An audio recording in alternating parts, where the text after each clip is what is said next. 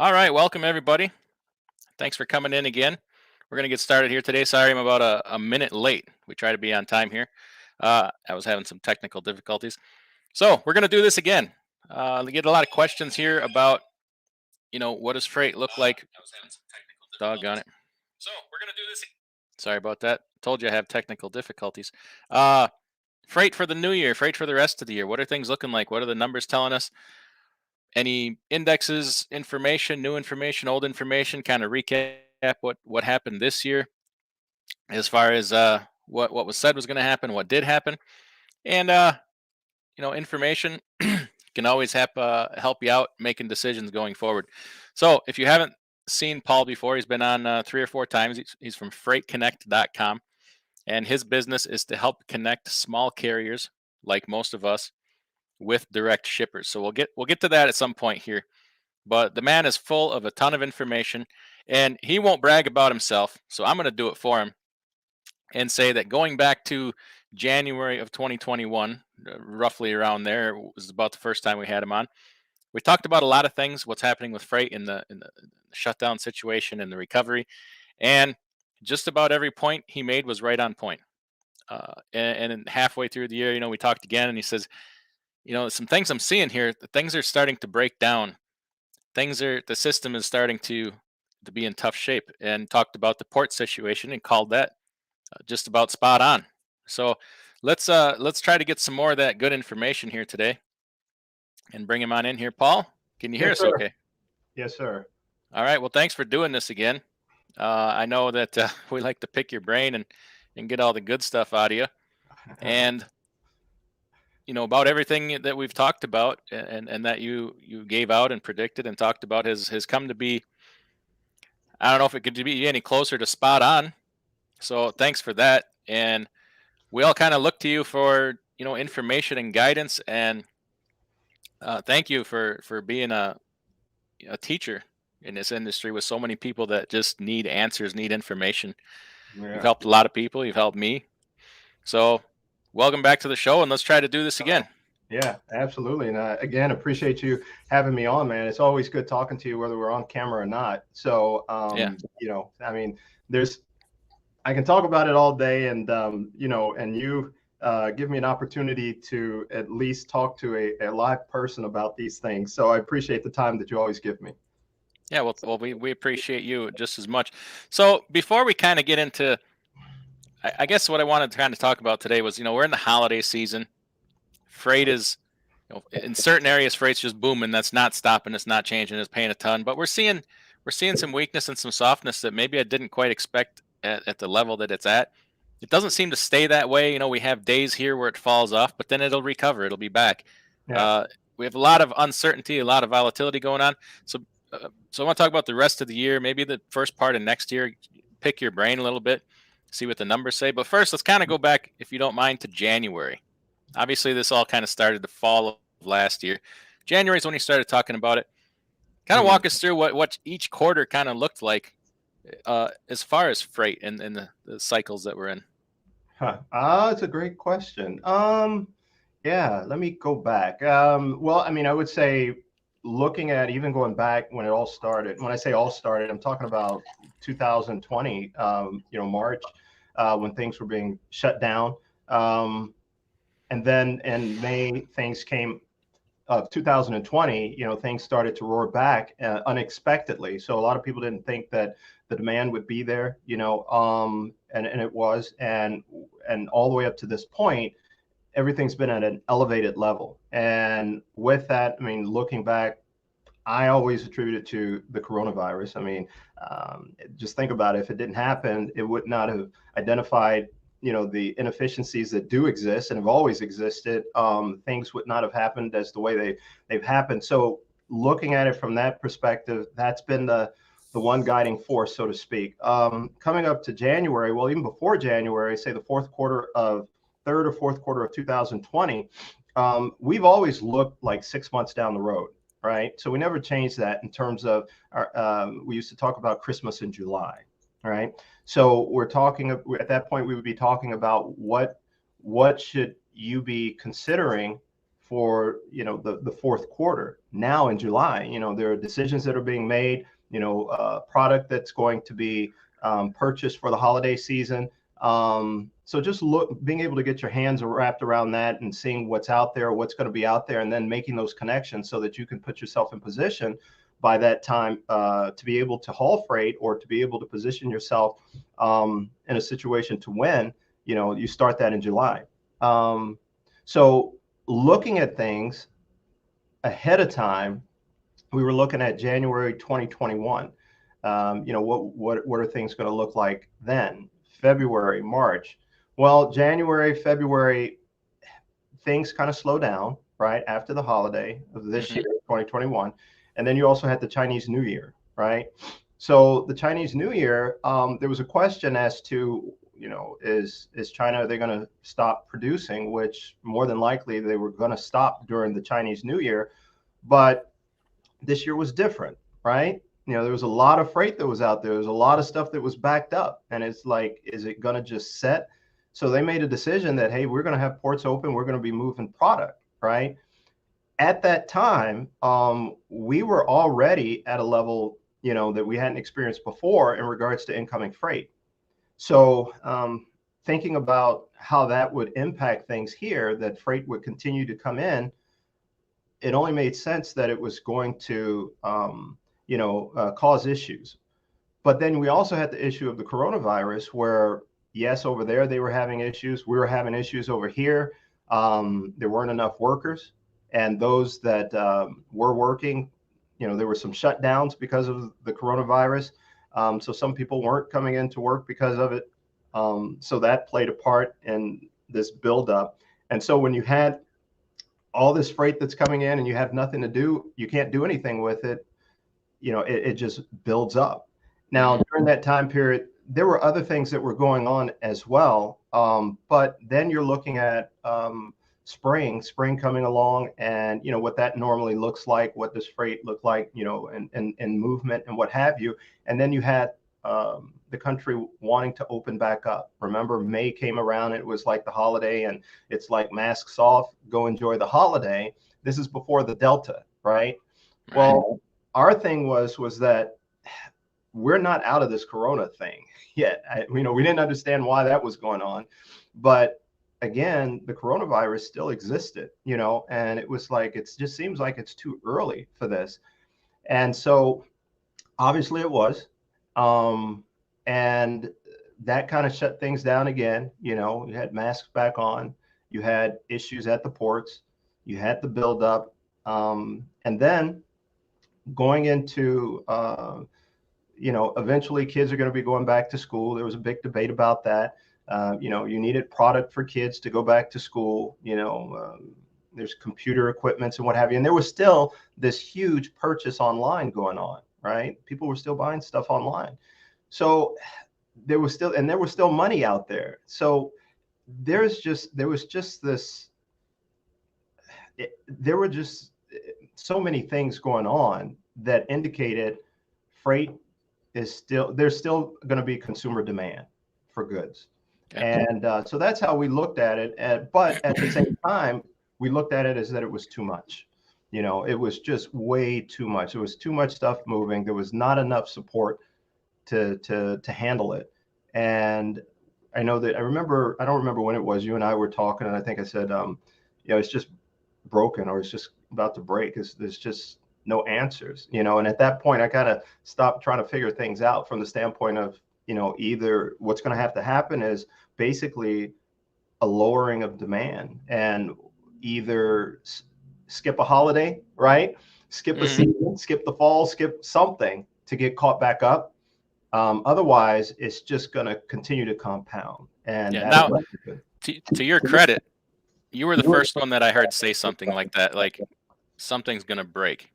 Yeah. It never would have occurred to me that would happen or could happen until you pointed it out. And then after starting to think about it, I'm like, you know what? Yeah, you're right. And then we got kind of hit with all these new issues of, back in January, we didn't have the inflation we have now. Back in January, we didn't have parts shortages, equipment shortages. Okay, so we have a whole new set of challenges, from where we are now Yeah. to this time next year, obviously. Yeah. Right. Makes the tea leaves a little bit harder to read, doesn't it? Well, in the sense that, well, here's the thing. If you think about it in this respect, um, January's coming up, right? And you and I, we're in cold weather states, right? We get a change of the seasons, and come January, come February, come March, we never know what's going to happen, right? There's a lot of truck drivers, a lot of carriers. They move their trucks down south during that time period, right? So we do know that those are the colder months, but we don't know what the impact's going to be, right? You even have hurricane season, right? You have hurricane season, and we don't know what the impact's going to be. So the point is that with all these things that are going on, you're right. We don't know, but what we do know is that they do have an impact. They have an impact to the point where you can't just settle. You know what I'm saying? I mean, going back to when before the coronavirus, there were issues, right? But they weren't like dire issues. They weren't things that we had to address right off the bat. But when coronavirus hit, it highlighted some issues that were going on within the supply chain, right? And then all of a sudden, and even think about it with e-commerce. E-commerce, the coronavirus sped it up 5 years, right? 3 to 5 years. They were You took my 75-year-old parents, who didn't really even know how to send an email, and turned them into buying their groceries online, ordering their groceries online, That's ordering cool. just about everything. Well, I don't know. I don't know if it's cool. I don't. I like to go to the store and buy things and touch things. Mhm. Yeah, everybody doing that. That Yeah. experience goes away. But you're right. It sped it up 10 years. Yeah. E-commerce. Yeah.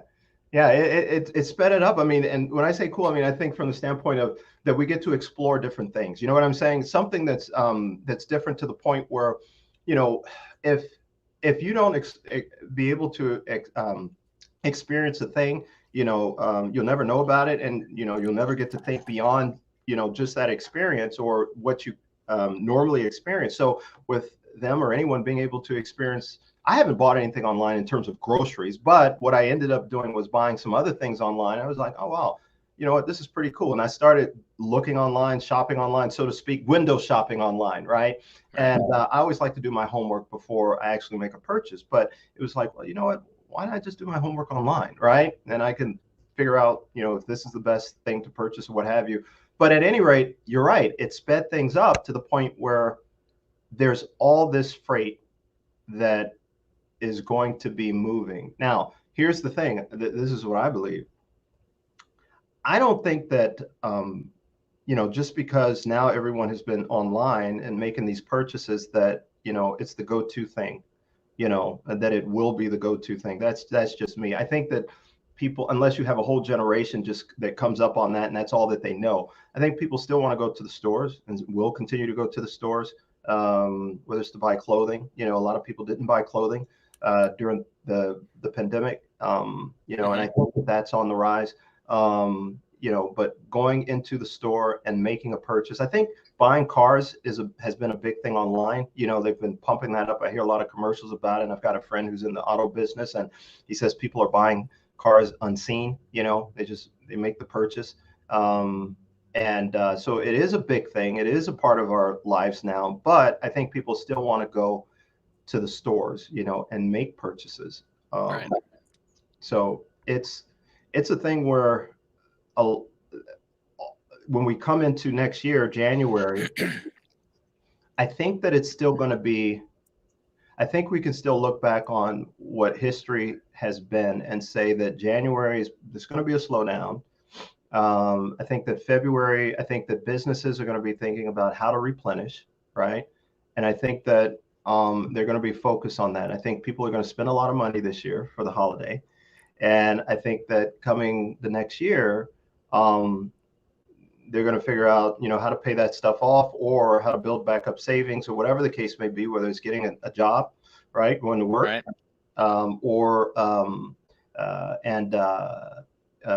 Because businesses are looking to hire people, I think some people will still be laid off just as normal, but I think we're going to get back to not back to. I think that things are gonna start to level off and bring some type of normalcy, not in the sense that we're going backwards, back to pre 2019, I'm sorry, pre-COVID.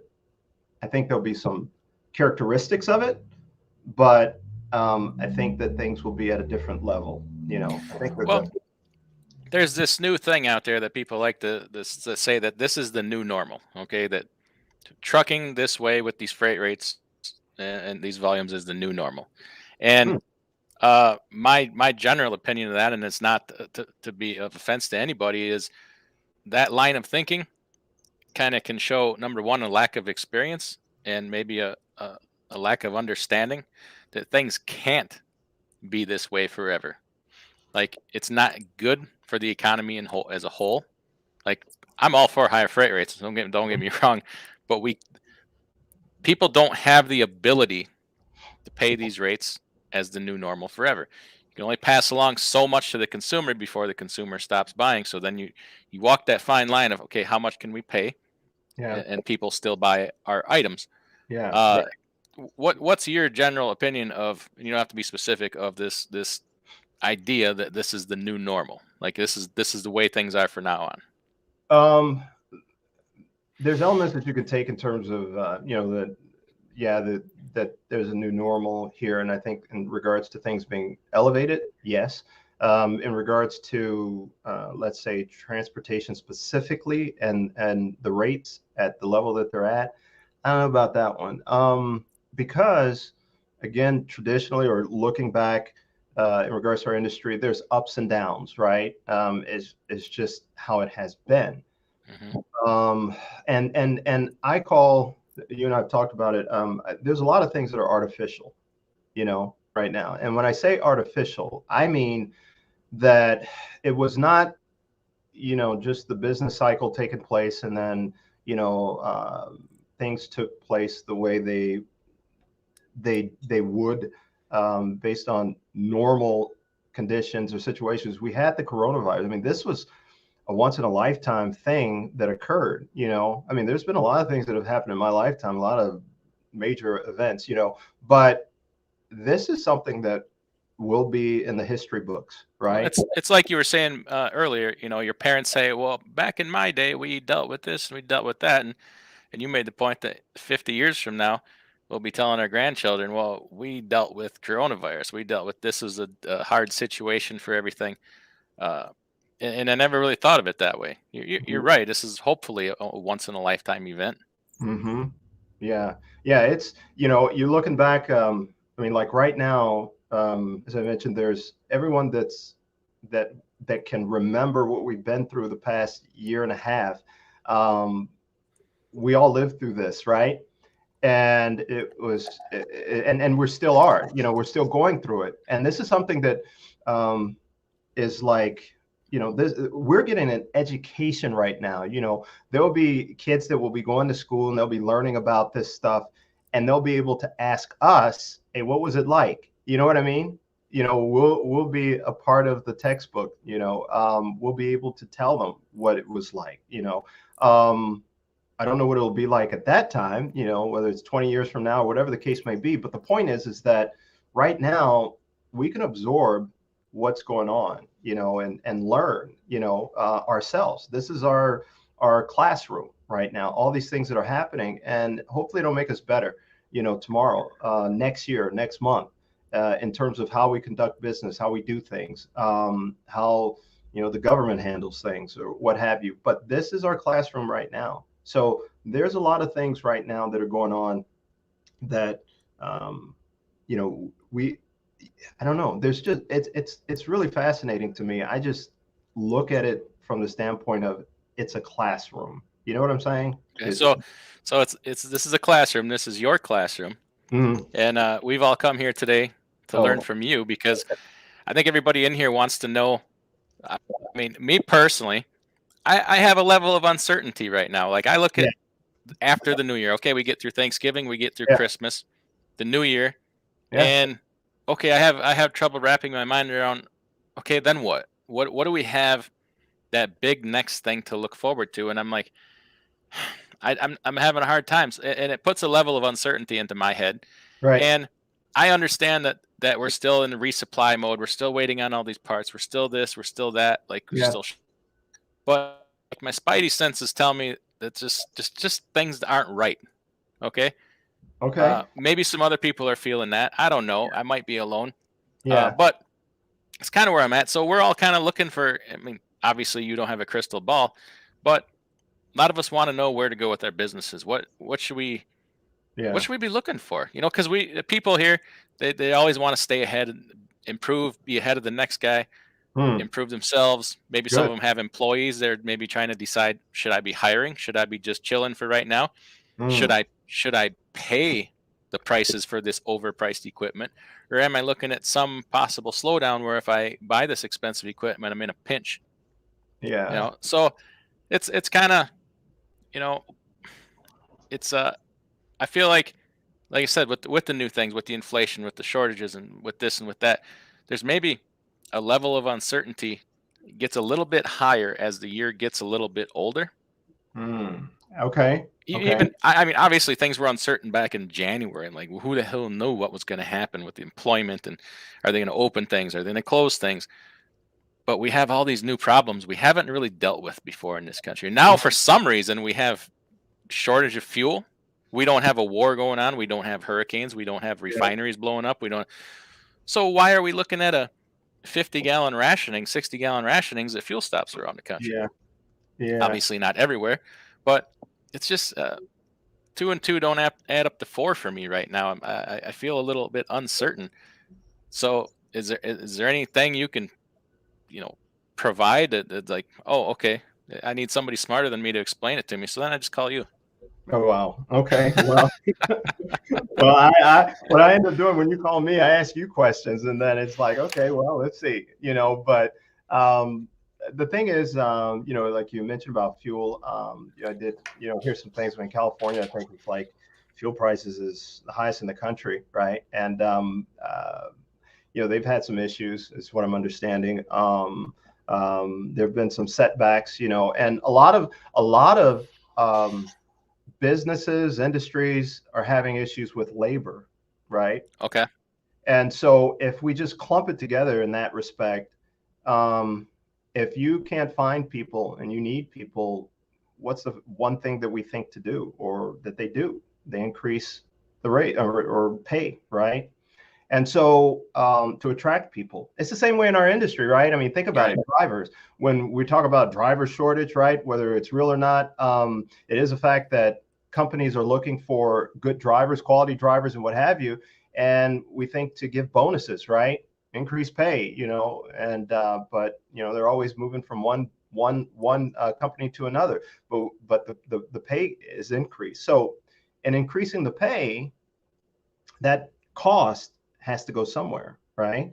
And eventually, unfortunately, it goes to the consumer. And so we see inflation, right? So right now, we've got a situation where companies are spending money, or putting increasing wages. So with that said, and it goes across the board. I mean, whether it's these refineries, or whether it's, I don't know. I mean, think of anything, warehouses, so there's all these expenses that exist. Looking into next year, January, or what's to come, man, I tell you what, I look at it as this way. Right now, we have the holiday. All right, let's enjoy it.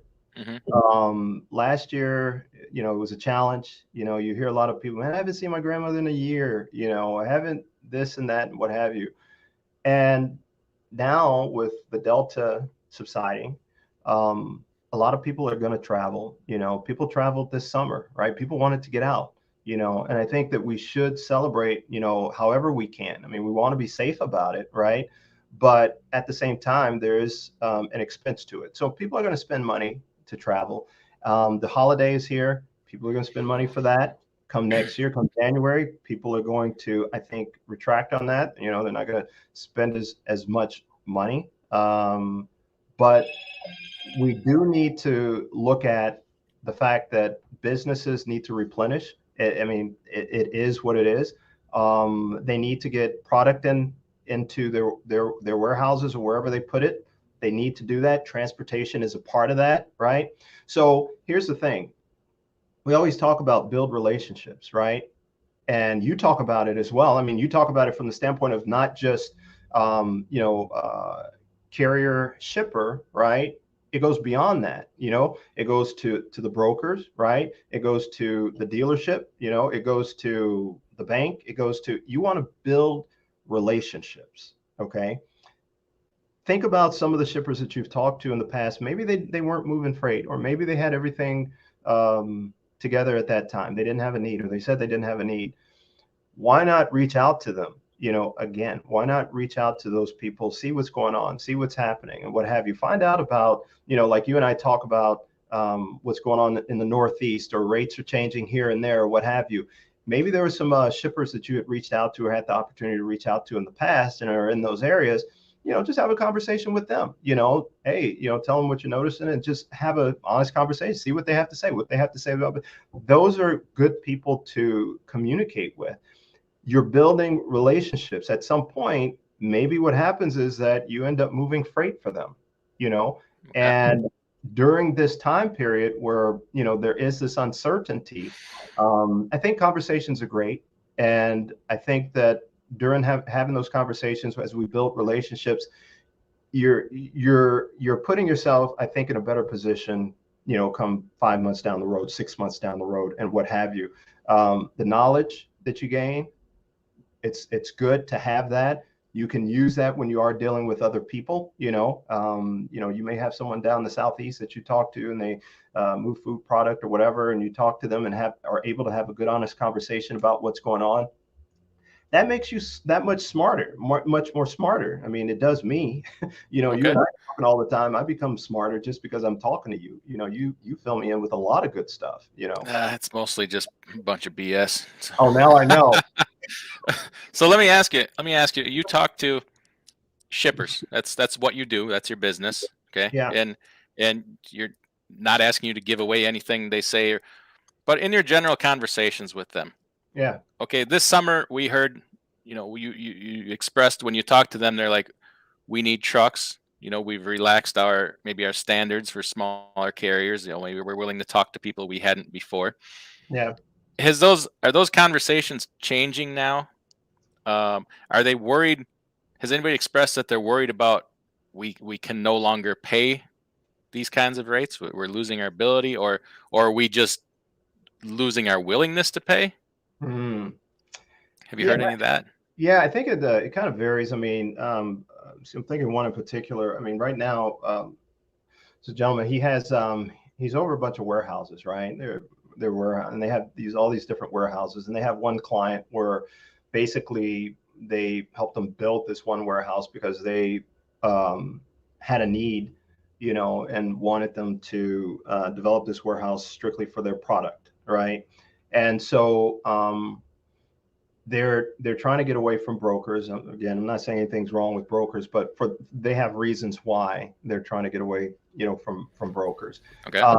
So they're looking for asset-based carriers to support them. They've got like 9 warehouses, right? And so he's just focused on this one warehouse right now. And and he understands what's going on. He and I had a great conversation. We met, had lunch, all that good stuff. And he's like, well, we understand that it's a challenge for everyone to get a truck, to move their product. And we'll work with people. I mean, this is what we want. We want someone that has got this many trucks and be able to do this and do that, but we'll work with anyone, that can help support us in what we're trying to accomplish. And we know that probably come January, things will be more relaxed and then open up, and we can, have more options. But they are looking for solutions. They know that the market is requiring them to pay a little more, right? And it's like, well, what are you going to do? It's a carrier's market right now, right? Still, yes. Yeah. And in some areas, it's more of a carrier's market, right, than others. So it depends upon where you're at in the country. But as far as that goes, there are these shippers that have a need, and they're willing to negotiate. I mean, you've got still like mini bids that go on, and they're smart. They know they look at the data, they look at the information and what have you that's out there, and realize that at some point things may change. They don't know when, but they've got to do what they've got to do now to do what? To satisfy their customers, right? They want to build relationships. It is a carrier's market. So those things are happening. Then there's those carriers out or shippers out there that know they're in a position of power. Again, it just depends upon where they're at, and they tell you, here, this is what we'll do, and here's what we won't do.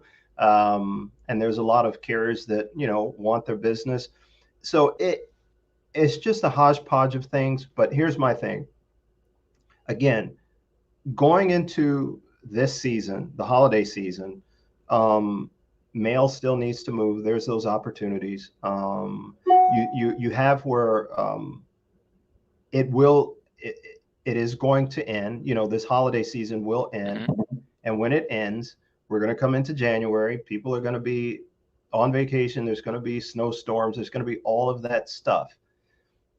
Again, I simply say, have those conversations. You know what I'm saying? With shippers, get connected, have the conversations, because they're not going to tell you what. They don't have a crystal ball either, but the information that they provide definitely gives you an opportunity to consider some things. You know what I mean? They know more about what they're doing than you know about what they're doing. Very good.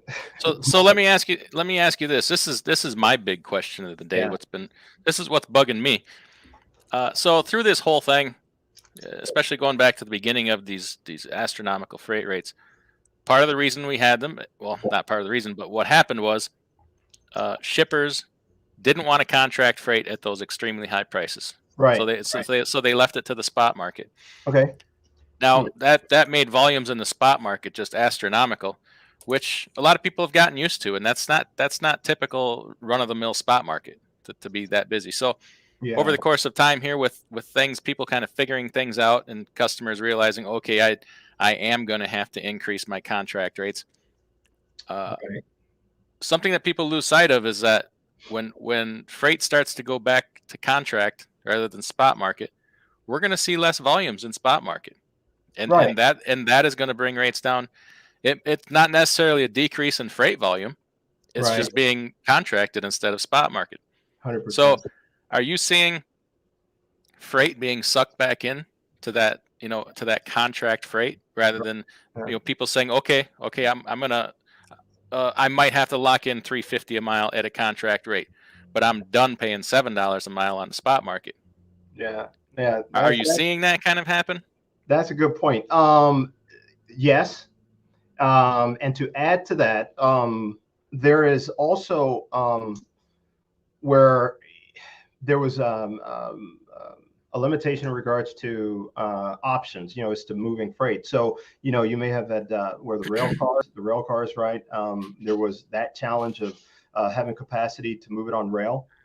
And so that's being pushed to open up. And so when now you have another option, right, then you can see volume going somewhere else, right? So then if the volume is being relieved in another way, then, and there's not as big of a demand, right, on the over the road trucking, the volume goes down, then obviously the demand goes down and the rates tend to go down, right? So yeah, there's a combination of some things, but you're spot on with that. Well, I just want to make sure people understand that, because I don't see anybody really talking about it. Like the volume, people say, okay, new normal, there's volumes. Okay, volume can still be there. The volume could stay identical, but it moves to contract freight rather than spot market freight. And then you don't touch it. You don't have access to it. So you can get hurt if things nothing more than stay the same. It's just, I hear where you're coming from, right? They would move freight back into contract to keep spot rate from going higher at some point. If it just keeps creeping higher and higher and higher, they'll say, wait a minute, maybe we need to contract some things at $4 a mile, where before they were maybe looking to contract it at $2.25, $2.50 a mile. Mm-hmm. Yeah. They will contract some at astronomical rates Yeah. just to protect themselves from the extreme upside of the spot market. Yeah. But there's Yeah. no less volume than there was yesterday. Yeah. No, you're 100% right. I think that what we're looking at is definitely a fluid situation, right? I mean, this thing is always moving, right? So you have a time period where, just as you were talking about, people went to, or I should say, shippers, instead of going to those 1 year, 2 or 1 year, 6 months type of contracts, and they went to the mini bids, right? The mini contract. And then that was because rates were so high, and it was like, I don't want to be locked in that long with these rates or what have you. And then you continue on, and then all of a sudden you have where just like you're indicating, they've built up these agreements, right, so that they can pull that capacity from the spot market back their way. And as time goes on, things will adjust. I mean, again, the coronavirus, it's the Delta, it's not like it was. So that can put people back to work, right? That can change some things. And what ends up happening is, you get people back to work, you've got things flowing, and you have a situation where, rates are going to also adjust because, I mean, it's just things don't remain the same. Right. They don't. Well, let me ask your opinion on this. So because of the virus, Yeah. it's going to do what it's going to do. It may be tapering, it may whatever, but Yeah. we've created all these side issues that came because of it. So one in particular is equipment shortages, parts shortages. Okay, so back when you and I talked, maybe not in January, but maybe a few months later, and we were starting to experience these parts shortages and equipment shortages, the general wisdom or answer was that we'll start to see we're waiting on these chips, right? All these chips for trucks and cars. Yeah. Well, these chips were supposed to start arriving in November. Okay, it's November, right? These chips didn't come largely. Right. So now they're saying, well, not only pushing it back 6 months, maybe third quarter of 2022. So we have all these other problems now that came about because of the original problem with the virus and blah, blah, blah. Yeah. But now these problems are just as big. They're just as bad. We obviously don't have good ways out of them, or we wouldn't be waiting till third quarter of 2022 for new equipment. Yeah. So it's almost like, okay, these are our new problems. Yeah. Right. 6 months from now, what are our new problems going to be because of this problem? Sure. Right. I have a hard time going down that road and finding the logical path out of it. Yeah. I can't be the only one having that problem. Yeah. Since one, I don't have faith in anybody that's in charge of solving these problems. Yeah. And it just seems too big. Yeah. Right. Yeah. I think, look, Adam, the way you just presented it, I think that was perfect from the standpoint of you're in school right now, right? So what you've done is, you identified the situation, but you're looking back and you're looking back at, the way things were, what was projected, right? And then what occurred, and then you got to kind of figure out, okay, why did this not happen, right?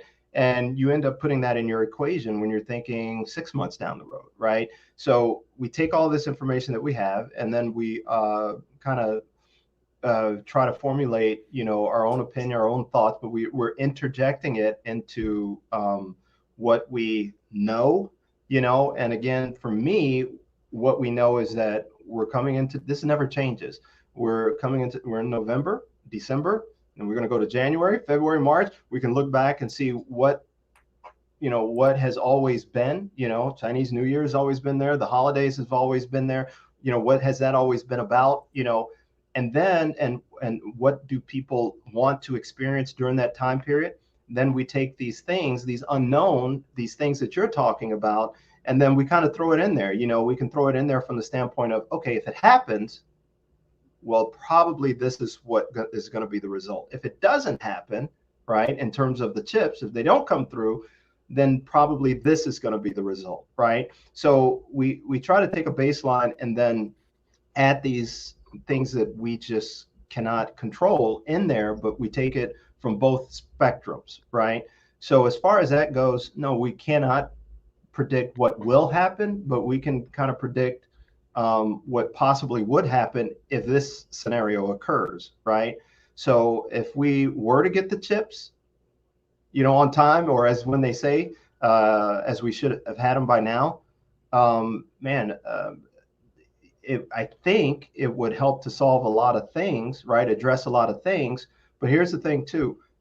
There was someone, I can't remember who she was, but she was a big wig in the automotive industry. She just knew a lot, and they were talking to her, and she was like, as far as automobiles, come next year, we'll get to a point where we're getting back to some normalcy. There'll be automobiles on lots. They'll be able to get back up to their inventory levels and what have you.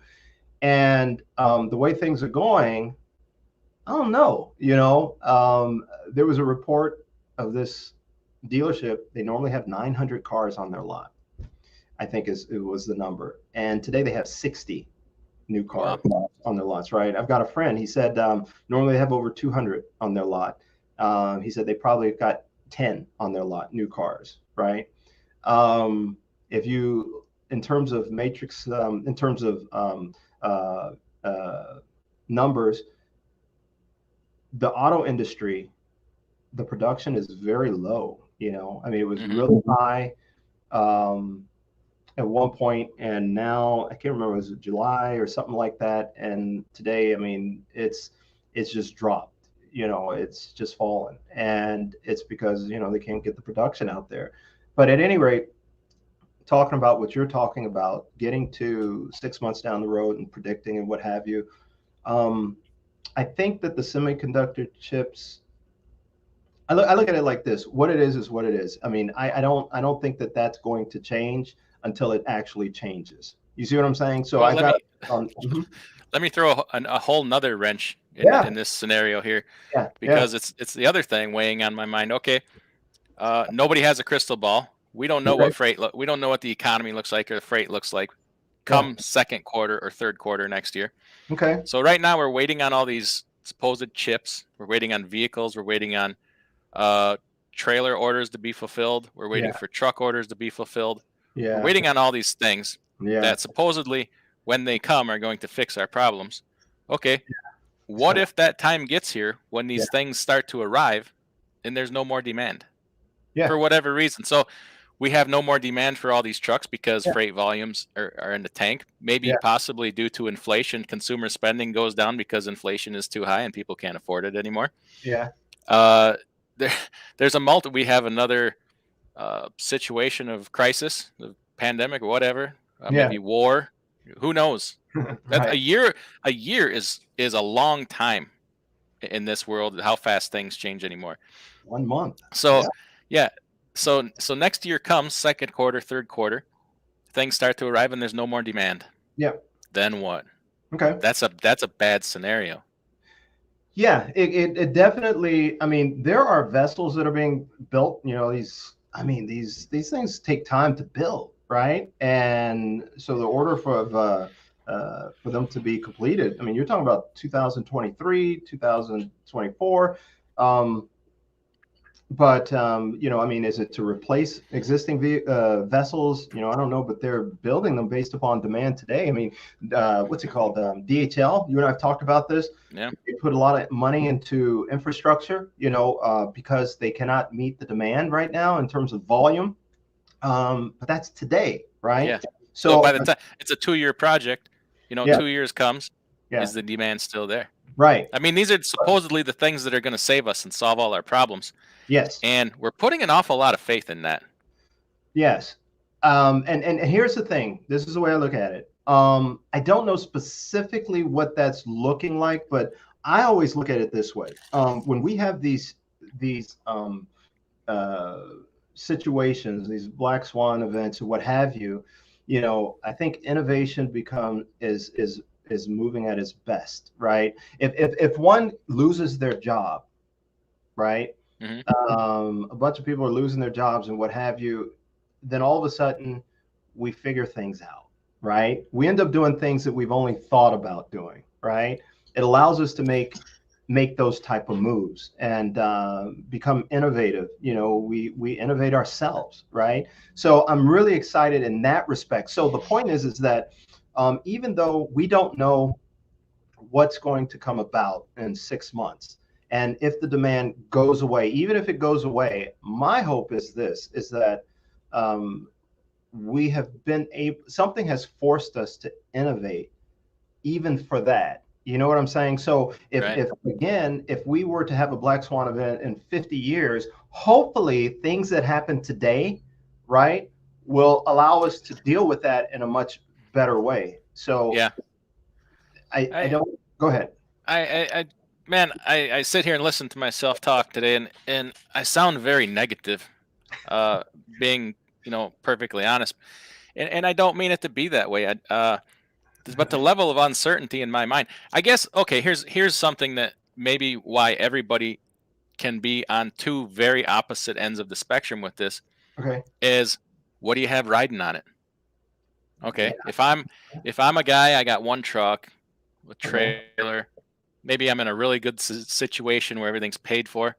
Maybe I'm not quite as concerned because I can skate by for a while.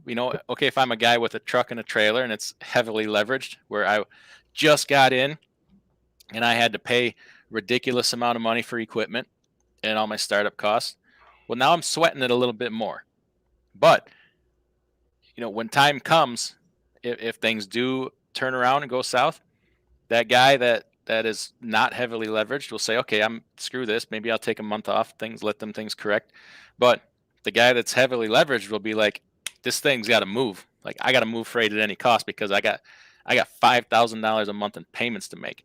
And then that becomes a snowball where it just drives down, drives down, drives down. And that can happen for no good reason. Yeah. But now, you take somebody like me who's, I'm trying to build a business. We're trying to grow and work into something for the future here. Right. I got a lot of responsibilities and things to think about that maybe other people don't. And then you look at a company with 100 trucks. If he's one guy owning that guy's losing sleep at night. He's got a whole another level of concerns that I don't have. Yeah. So, everybody's got a crystal ball and has their predictions, but you got to understand a lot of people are coming from a lot of different places on this, and they're at a lot of different levels. Absolutely. And we all have our own unique concerns. So maybe that's why I feel a bit negative about it. Yeah. I wouldn't say, when you say in terms of negative, and I hear you, I definitely hear you. Back in 2000, was it 8? I guess 2007, the housing market crash. That was devastating. I talked to a lot of carriers. Man, they were talking about, or drivers. They were putting the trucks off to the side of the road and leaving the keys in it. Right. They couldn't make the payments. Yeah. There was a lot of things going on. Shippers saying, Paul, I don't know what we're doing here. I mean, you might call here tomorrow and I don't have a job. I mean, I heard that daily, and today, there are a lot of businesses that have been developed, because of that situation. There, a lot of people doing pretty good, I think, and I think that there definitely is opportunity in these type of situations. But in regards to, that doesn't do, me saying that, I don't think it does anything good for someone who is facing those situations that you just mentioned. But I think, again, it's still a school that we are in. I mean, we try so many different things, and in the end, whether it's a year from now, 2 years from now, there's some things that we will have learned. It's unfortunate, there's going to be some people that will have to shut down business, right? And they will do some things, something else, right? And that's just kind of a part of the way business goes. But I do believe that, you do things, you definitely have to try things in order to know, and in order to grow. I always go back to, again, building relationships, because here, think about this. and I'm not saying it would work out this way, but if I'm building connections, right, and for some reason, I have to get out of this industry, right? Maybe there's a connection that I've made, within that whole process, that I'm able to reach out to take my next journey, right? Okay. So again, building these relationships. I know that you have some relationships that you built, and I'm saying this from the standpoint of maybe this will kind of give you a different way of thinking about things. Not that you're going to do something different. I'm just saying in terms of for anyone, that you're able to talk to and be able to give them a different way of thinking. There are shippers that you work with and you've built relationships. I know that, right? Mm-hmm. You've built some pretty good relationships, and these are with the direct shippers, right? And they know Right. you now. There was one that was like, I've never heard of you. Why? You know what I'm saying? But Yeah. now they know you, right? So as time goes on, for whatever reason, you don't know where he will be in the future. You don't know where you'll be, but there might be an opportunity for, where you have a need, he can help you out, or vice versa, or you guys connect and, are able to do some things together. But it only is going to occur by developing these relationships. You know what I'm saying? So I just think that even during this time period, opening up, having conversations with different people, not for the sake of, hey, I might need you in the future. I just think it's good to have, relationships. And this is a great time because people have things to talk about. Like you and I here talking about all these things, right? People have opinions, people have thoughts. It doesn't mean that you have to agree, but it does open the opportunity to have conversations. And at some point in the future, you never know, there might be a scenario that makes sense where you guys are able to help each other out. So I look at it as an opportunity. Okay.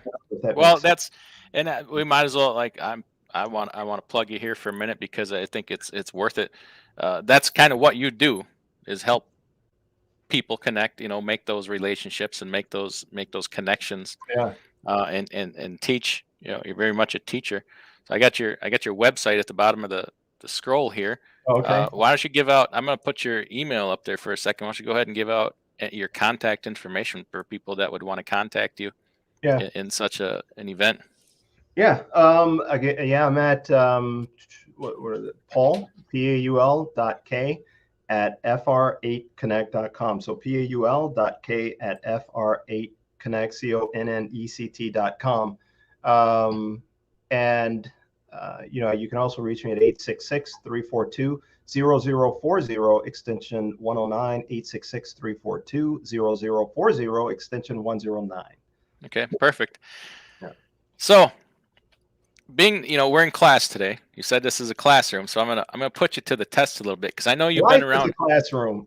I know you've been around a long time, and I have the most How respect old for do you. you And I think I think, am, man? How old do you think I am? well, it doesn't matter how old you are, but I think you might have started when you were 10. So, Okay. you could be 40 years old and be in this for 30 years. I'm just saying. Okay. No, done a lot of different things. Anyway, Yeah. so part of being in class is learning history. Okay, Yeah. so people want to know what to do going forward. Well, first thing to do maybe is look back. Mm. And maybe 2008 was a good learning lesson, wasn't it? Yeah. For Okay. because 2008, I was in it in 2008. It was rough. It was tough. Things Oh were yeah. difficult. Oh yeah. Like, freight sucked. Volumes were low. Yeah. Rates were low. Yeah. Okay, so we go through something like this now, where it's good and bad all at the same time. It's great for trucking, but for all the wrong reasons, right? Hmm. Okay. So we look at where we're at, what happened this year. We learned we learned some of our weaknesses, right? Where Yeah. where a lot of the weak points lie in our supply chain, in our Yeah. businesses, in transportation. What are some of the weaknesses that we learned from this year? How do we fix them? Can we fix them? What do we Right. do about it? You know what I mean? Like, Yeah. okay, obviously the most glaring is this port situation. Okay. What do you see though as that? What do you in terms of? And I'm curious when you say the port situation, right? What Well, fundamentally do you see as the weakness, or we what we do you? can't we can't move containers. We can't unload them. We can't ship them. We can't transport them. Mhm. We can't return them. Uh, that's that. Maybe our system is a little too reliant. Maybe some of the laws they passed as far as emissions and such made these trucks too complicated. Now they can't build them. They can't Mhm. build equipment. Mhm. Uh, the supply chain is such, we can't get parts. Mhm. Mhm. Even parts that aren't really related to electronics, such as trailer parts, Yeah. rails, doors. Uh, the Yeah. port situation is I don't know. Do we need more ports? Do we need to relax some of the standards? Yeah. Do we need to make it easier to do business in and out of the ports? Because it seems a little bit. I understand security, but how do Mm. we move things along faster? Yeah. Is Right. it one thing we talked about the other day? I forgot all about this, but we were going to get into like foreign ownership of our ports. Sure. Okay, this as far as I'm concerned, it's a national security thing. We ought to own our own ports. It Yeah. ought to be domesticated. Mm. So asking the question, what do I see as a problem? That's a lot of it without going too deep into it. Yeah. Yeah. Yeah. It definitely sounds like just the supply chain in general. That there's just so many topics, right? And so many things that are even beyond just looking at the supply chain itself that impact it. You know, definitely the one thing that I continue to talk about is in terms of the elasticity. Is that Easy right? for you to say. I don't even know if I said it right, but Elasticity, yeah. there you go. Very nice. So at any rate, the thing is again, I mean, the volume can adjust rather quickly, right? I mean, we can look at Hmm. it from one day to the next, and it's like, oh my God, but how quickly the port can react to that, or the infrastructure can react to that, it's a challenge. Um, it's not able to do that. So definitely that is a challenge. That's something that needs to be looked at, and I believe that there are some things that are being looked at to deal with that. Technology is a huge part. I mean, you're talking about what's it? Visibility, transparency, Hmm. even at the ports. I mean, there's these different, whether it's the importer, the exporter, the port itself, the transparency, there can be a lag there that can be improved, um, uh, to the point where there's better communication. Definitely that's a thing that can be done. There is where before COVID everything was fine, and the reason why everything was fine was because everything worked for the way the system was. Right now with COVID, it exposed all these different things. Right. So now it's like, when we talk about driver shortage, right? Whether one believed that there was a driver shortage or not, I think that the point becomes that there is a need, right, for drivers. There's other industries that compete for um, that workforce, right? Right. So we do need drivers. What have they been talking about? They've been talking about 18-year-olds, right, being able to Yeah, I don't drive. see that solves anything really. I Okay. mean, I don't know if 18-year-olds are quite prepared for this line of Oh, work. I don't think so. I really don't. Right. And it's just a thing in the sense that, and mentioning it is that, um, it's something that needs to be addressed in terms of, where you're going to find drivers, right? Well, we have all this so-called driver shortage, and they're Okay. looking. We have 18-year-olds now. We're going to bring in, issue all these more visas to bring foreign workers in to do the job. Okay. But as a last resort, would we never look at these companies with their 300% turnover rate and just gross mismanagement Yeah. of drivers in general? That if we had a driver shortage, there would never be a driver sitting anywhere. And you got drivers at mega carriers Hmm. living on 1,500, 1,800 miles a week. Mm. uh, if they could just work out their own issues Yeah. before crying out for help in all these other scenarios. Hmm. It's best to always start at home, Mm. with your problems. But Yeah. uh, then you lose sympathy and and government funding and all kinds of things come along with that. But Yeah. yeah, we've exposed a lot of problems and weaknesses in the supply chain. What do we do about them? I don't know. I don't know. Well, there's, I mean, I even heard a figure of like at the ports, right? There is there's 30% of the capacity that's not even being used. Now, what does that mean? Meaning that there's an inefficiency in regards to as far as that is causing 30% of capacity not being used to move freight. So it's like how do they address that? What's causing that? How is that to be addressed?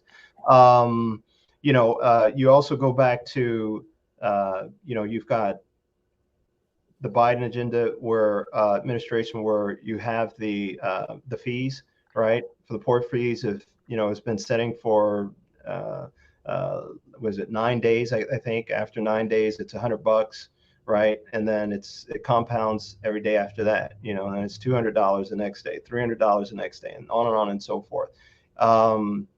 I don't know. There has been a reduction in it seems like that has helped. Even the threat of it, it seems like it's helped some. But So let me, and I don't mean to interrupt you. no, go ahead. I don't see how that really helps. It penalizes. Okay, so now there's fees on this, fees on top of that, fees on top Sure. of that. At a certain Right. point, Right. at a certain point, did they say screw it? Right. I'm just not shipping anything. Right. And then that creates a whole new problem. Right. Or do you create problems where, okay, now there's financial penalties for not having these containers empty and brought back? So at any point, we're just going to empty them, and hell, I'll drop them crossways in your driveway if I need to. Do we create more log jams and more problems with that? I don't know. Yeah. But there's always unforeseens, and Yeah. usually a new law tends to muck up the works more than it helps. Yeah. Yeah. I mean, when when things become political in nature, then it sucks. It just doesn't help. But I will say this, two things. One, it seems like it has, when you start talking money, it does make things move. Is it the best answer? I'm not saying that it is, right? I'm just saying that there's been an impact in regards to it. So as far as that goes, and then with that happening, if there's where we see things are moving, right, that there are containers being moved because of that, then the question to me is, what happened before? Why did it take this, right, to even make things move 15%, improve things by 15, 20%? Why then, because of this, why could it have not been accomplished without that? Right? What would cause that? So then we start looking deeper. You see what I'm saying? I'm not saying that that's the answer. I'm just wondering why then was it not done before? You see, so there must have been some kind of inefficiency going on, right? So that's what I'm talking about, is looking a little deeper in terms of what really is can be the solution, because obviously something's not happening that should be happening, right? And then my next point in regards to that, I forgot what it was, but as far as trying to, and then, like you say, creating more issues because we're, let's say the government's getting involved. Anytime anything gets involved, my whole thing is I'm just looking to see what's the result. What was there any kind of movement forward? And if there was, all right, let me dig in on that. You know what I'm saying? Otherwise, if it didn't work, then yeah, no, that was a bad idea. So I'm all for, let's try something. Okay. And it's okay to disagree with me, right? disagree. If you disagree with me, that's perfectly okay. Don't be afraid to say it. Okay, I'll say this. Okay. I agree with you. You see what I'm saying? There's a part of it that I agree with, and what I agree with is that here's the thing. I'm hearing you talk about some things that could be right. Okay. And you're right, and those are some things to consider. But then I'm also looking at some things as to one, it could help, right? And what is the result? What's been happening? What has Okay. resulted from this? So I take all that into consideration, right? And if I see that it's not move the needle, in the better direction, then yeah, we need to scrap that. It was a bad decision or what have you. But even in that, why was it a bad decision? You know what I'm saying? I'm looking at that. This is one thing I tell people. I always tell people to, like you say, try it. Let's put a plan together. Let's move forward. Let's go forward. And if it seems like it's not going in the direction we want to, let's look at it. Let's revisit it. See what's happening. Do we need to tweak this thing? Obviously, we probably need to. Do we need to scrap it? I don't know, but we'll make adjustments as we go along, right? But we've got to do something first. You see what I'm saying? We've got to figure out something, put it in place, then let's move forward, see what happens, right? Whether I'm right or wrong, I don't know, and I don't care. I don't care whether I'm right or wrong. I don't have to be right, right? And hopefully I'm not wrong, but if I'm wrong, so be it. But let's tweak it and move forward. So in regards to what you're talking about, it's an equation, a part of the equation that I think cannot be eliminated, right? Okay. So that's why I don't say I don't agree with you, right? Okay. Because I hear you, I say that, but at the same time, I kind of play a wait and see role in the sense that, all right, it's here, so let's see what happens. Maybe Okay. there is a plus to it. I don't know, so that's. I'm going to make it a point to disagree with you on something. Okay. You should. Okay. That's how good conversations get started. All right. It is. It is. As long as some people can't be friendly and respectful while they're disagreeing. They might, but we always have good conversations. Yeah. So, and I'm not trying to put you on the spot with all these questions because I didn't float these to you ahead of time. So it is kind of. Okay. I disagree with you. What happens? What could you foresee happening? This is kind of a big question. If things stay too hot for too long, like if this does continue, Yeah. I mean, obviously inflation. I mean, we're living inflation right now. Yeah, I don't know that anybody can really argue that. Can you think of any other consequences? Like it's great for us as truckers to be getting this great rates. It feels good. Mm-hmm. It feels good. Yeah. But in the long term, I feel like things kind of catch up. If we're getting $6 a mile forever, Yeah. obviously things creep. They'll move tires to $1,000 a piece. The shop rates will go to $300 an hour. Yeah. So at a certain point, are we any better off? I mean, I feel like we're better operating like in an educated society, where people work together. Yeah. But it always feels good in the beginning. What do you? Too hot, too long. Yeah. What can you see happening? All right, I say this, it won't happen. I mean, that's just kind of from the standpoint of, too hot, too long, or what have you. I mean, and it can be relative too. I mean, right now it's been hot, for a while. I mean, are we going to say that it's been too long that this has been going on? In the transportation industry, trucking industry, we don't dictate anything. I mean, is the way I look at it. I don't mean to say it in a bad way. I'm just saying that we follow the economy, right? We follow, what's going on, right? If there is a need to move, let's say housing market, right? And that's just blowing up, right? Then there's a need to move supplies, material, and what have you. And then all of a sudden that part of our industry becomes hot, right?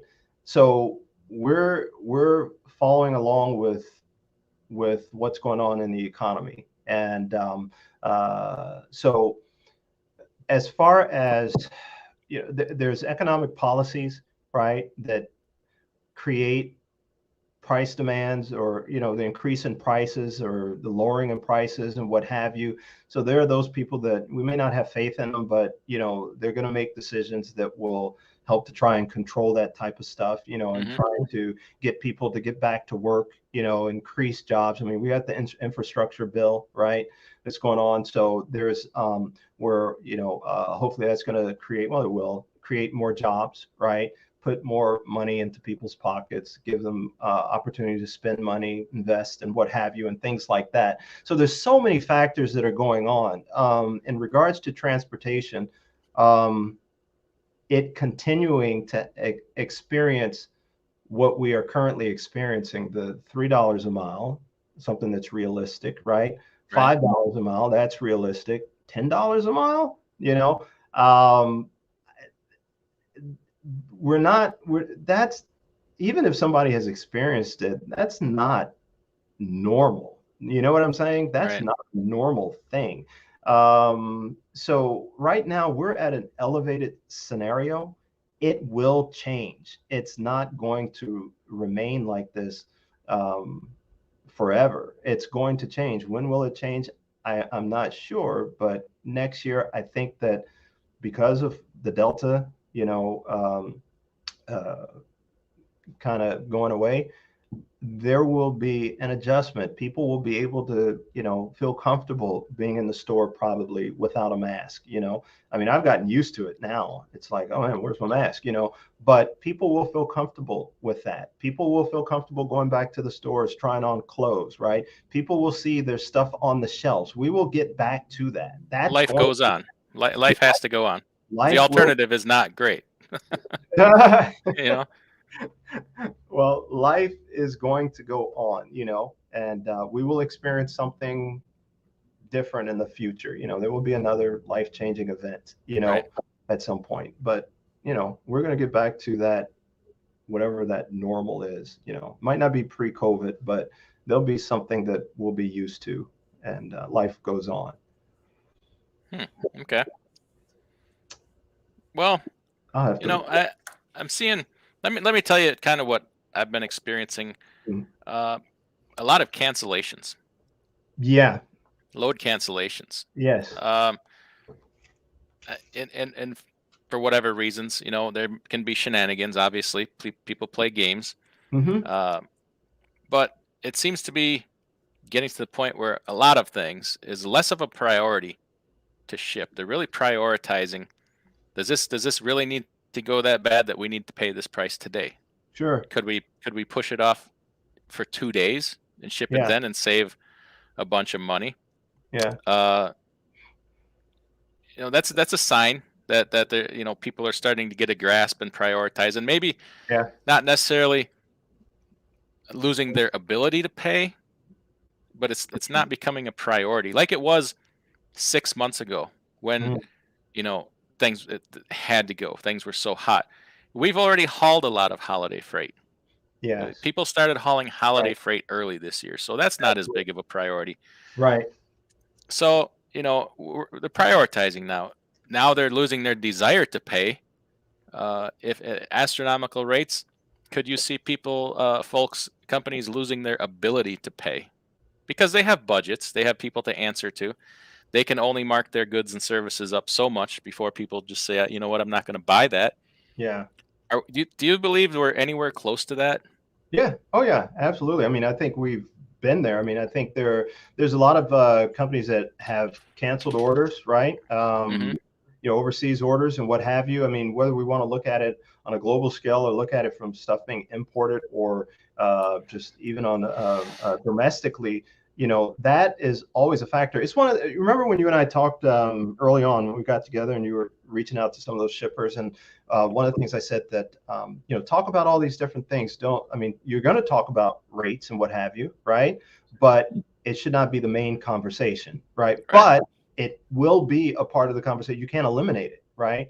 It's not something that you can get around. You have to talk about it, right? So pricing is always going to be an issue. It's always going to be a topic, always, right?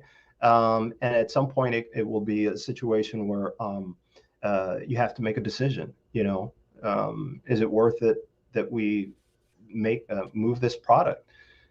What ends up boiling, I mean, and then we're looking at the holiday season.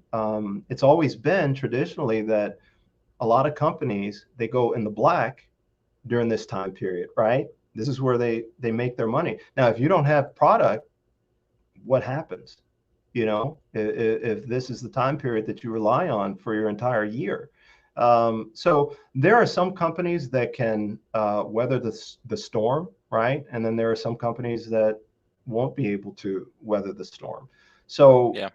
it's a thing of where you just have to make that hard decision. And again, I think as far as innovation, imagination, and stuff like that, there are going to be some that are going to be able to get through it, and thinking outside the box. I don't have that type of thought, process going on right now to be able to think outside the box and say, hey, do this thing and it'll get you through this time period. And even if you don't ship your product and get your products in. But again, you're just as a shipper, as a company, you're going to have to make that decision. Some people have the budget. You know what I'm Yeah. saying? Some do, Well, some don't. I understand that they're in the business of selling goods, selling Mm, trinkets, selling food, and it's in their best interest to like provide products to sell. But yeah, at a certain point, yeah, if they're break even or losing money, yeah, they got to make some tough decisions. right. And let's be honest, even these big companies do not have an infinite supply of money. They have money; they can raise capital through Yeah, share offerings and such. yeah, But they didn't become big companies by being stupid. I mean, that's they true. they have tough decisions to make, just like we all do. You're right. Uh, if they start making those decisions not to ship and not to deliver, and that okay, we can't get anybody to buy our product anymore because we've marked it up so high, then Yeah, what? I don't think we're there yet. no, I don't. No, I think we got a ways to go. yeah, But it's another unforeseen thing that could add to the yeah, already different problems that we already have. yeah, Uh, but I understand they're in the business of selling the goods that they make. yeah. Uh, that's you made the comment. I don't know what to tell people to do to even these things out or help. Well, I think that the service you provide goes a long ways towards that. Mhm. We always talk about, and you've talked about before, kind of preparing for the slow times or the difficult times or the hard Mhm. times. Yeah, We see a lot of freight going back contract now. Okay, well, get you some of that contract money. You got yeah, you that high dollar spot market freight. All right, yes, now get you some of that secure. We got the freight, we got the contract rates up via the high spot market rates. mhm, right. Lock in some of that. Yeah, All of yeah, it, not really a possibility for somebody like me, hmm, but a foot in the door. Long way, it goes a long ways, yeah, because obviously Nirvana doesn't last forever. mhm, So I think the service that you provide and that we talk about all the time goes a long ways towards that. yeah, yeah. Yeah, for sure. I mean, again, it's building those relationships, man. I mean, if you're able to say, like, there's so many times that we might say, hey, I got a buddy, and he was telling me this, or he can do this for me, or blah, blah, blah, and what have you. These shippers can become your buddy. You know what I'm saying? So it's a thing of, working to develop that. And so what we've identified is that a lot of carriers, you as a carrier, you're your best salesperson, right? And in communicating with these shippers, we definitely want to be able to teach you how to do that, right? How Okay. to talk to shippers. I mean, we could do it for you, but as we work to develop those opportunities, ultimately it's going to be you, and your business and working with them directly. Um, and you'll see your business transform, but the thing is how do I talk to them? What do I say to them? What are some of the strategies in regards to when I do follow up with them? um, you know what should I expect, through this whole process? I mean, these are different things that can be a mystery to a lot of people, and I understand that, because it's not something that you do on a regular basis. When we get into this industry, and we have this company that we want to develop, we're thinking, I'm going to get in the spot market, or I'm going to get with broker, and I'm going to move freight, and it's all going to be good. There definitely is more to it, especially depending upon what your goals are, and we want to be able to train you how to do that, how to communicate with them, how to take it to the next level. And so we're working on something right now where we help to teach you that, how to communicate with these shippers, Okay. and that's something that we're planning to hopefully have developed, ready to go by the end of this month, maybe the first week of December. But I think it'll be something that'll be of real value, because one of the things is this: as you grow your company or thinking about growing your company, even if it's just adding one person, right? Um, you have to train them, right? Hmm. And with the product that we're working to develop, this is something that you can always have on hand whenever you do bring aboard someone that can help to train them, right? And to help train them in regards to what it is you're trying to accomplish.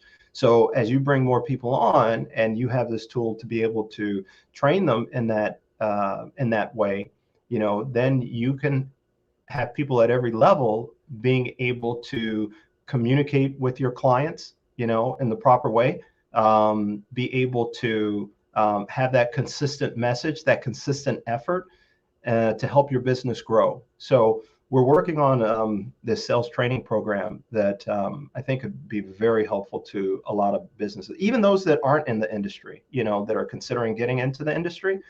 It could be something that could really help set them in the right direction from the beginning. So so I'm understanding, like, your traditional service that you do, your regular business is people can come to you with smaller companies and hire you to Mm-hmm. go and make those connections for them Mm-hmm. and sell their company, and then you put two and two together and they take it from there or whatever. This is kind of for somebody who doesn't really want to go that far with it. You can just teach them how to do that for themselves. Yeah, yeah. It could be a mixture. I mean, if it's that they want us to reach out, but then yet at the same time, this would be something that would help, because once we do bring that connection together, it's where you want to continue that conversation with that shipper, right? Because Okay. you want to be developing that relationship. So this can help in that respect, or it may be where you would just rather develop yourself to the point where you maybe have some casual encounters, right, with opportunities, and it's kind of like, well, where do I go with that? Because I've had a lot of carriers tell me, Paul, you know what? I had talked to such and such, and I didn't even think about that. I didn't think about talking to them about this, or I didn't know where to go with this, or I didn't know how to get in contact with the proper person. I was talking to someone, but it I might have they might have reached out to that shipper a couple times, but they weren't getting to the proper person, right, that they needed to talk to. So it can go both ways. It can go where this program is simply just to help train them on how to communicate with shippers and how to develop that relationship, or it can be that along with the program that we do offer. You know what I'm saying? So we do the reaching out and what have you, but this program can help them when it's time for them to start communicating with the shipper direct. Okay. It's definitely worth getting some training on that because sales is very much an art form. I mean, I've told you before, you're really good at it. So, uh, and that's something you keep for the rest of your life. Once you have the Right. education, that's yours. You own that. Absolutely. Absolutely. That's And in 100%. this business, you're going to need it. Yeah. Yeah. You're going to need it. And it's Yeah. not. It's definitely teaching you how to do direct shippers, but you can apply that information towards dealing with brokers, Yeah. dealing with How have you used anybody. it? I mean, I think you're a living testament of it. I mean, how have you been able to? I I know. kind of I think I know what you're going to say. I kind of use it for everything. Okay. Definitely with the shippers, I definitely use some of the things I've learned on brokers. But somewhere you might not. I kind of use it you- more so the relationship building that you've taught me. Mhm. I used it at a truck dealer. I built a relationship at a truck dealer, and that's been pretty fruitful. Yeah. I'm very happy with that. I get first phone call on a lot of different things there. Tried it with some trailer dealers.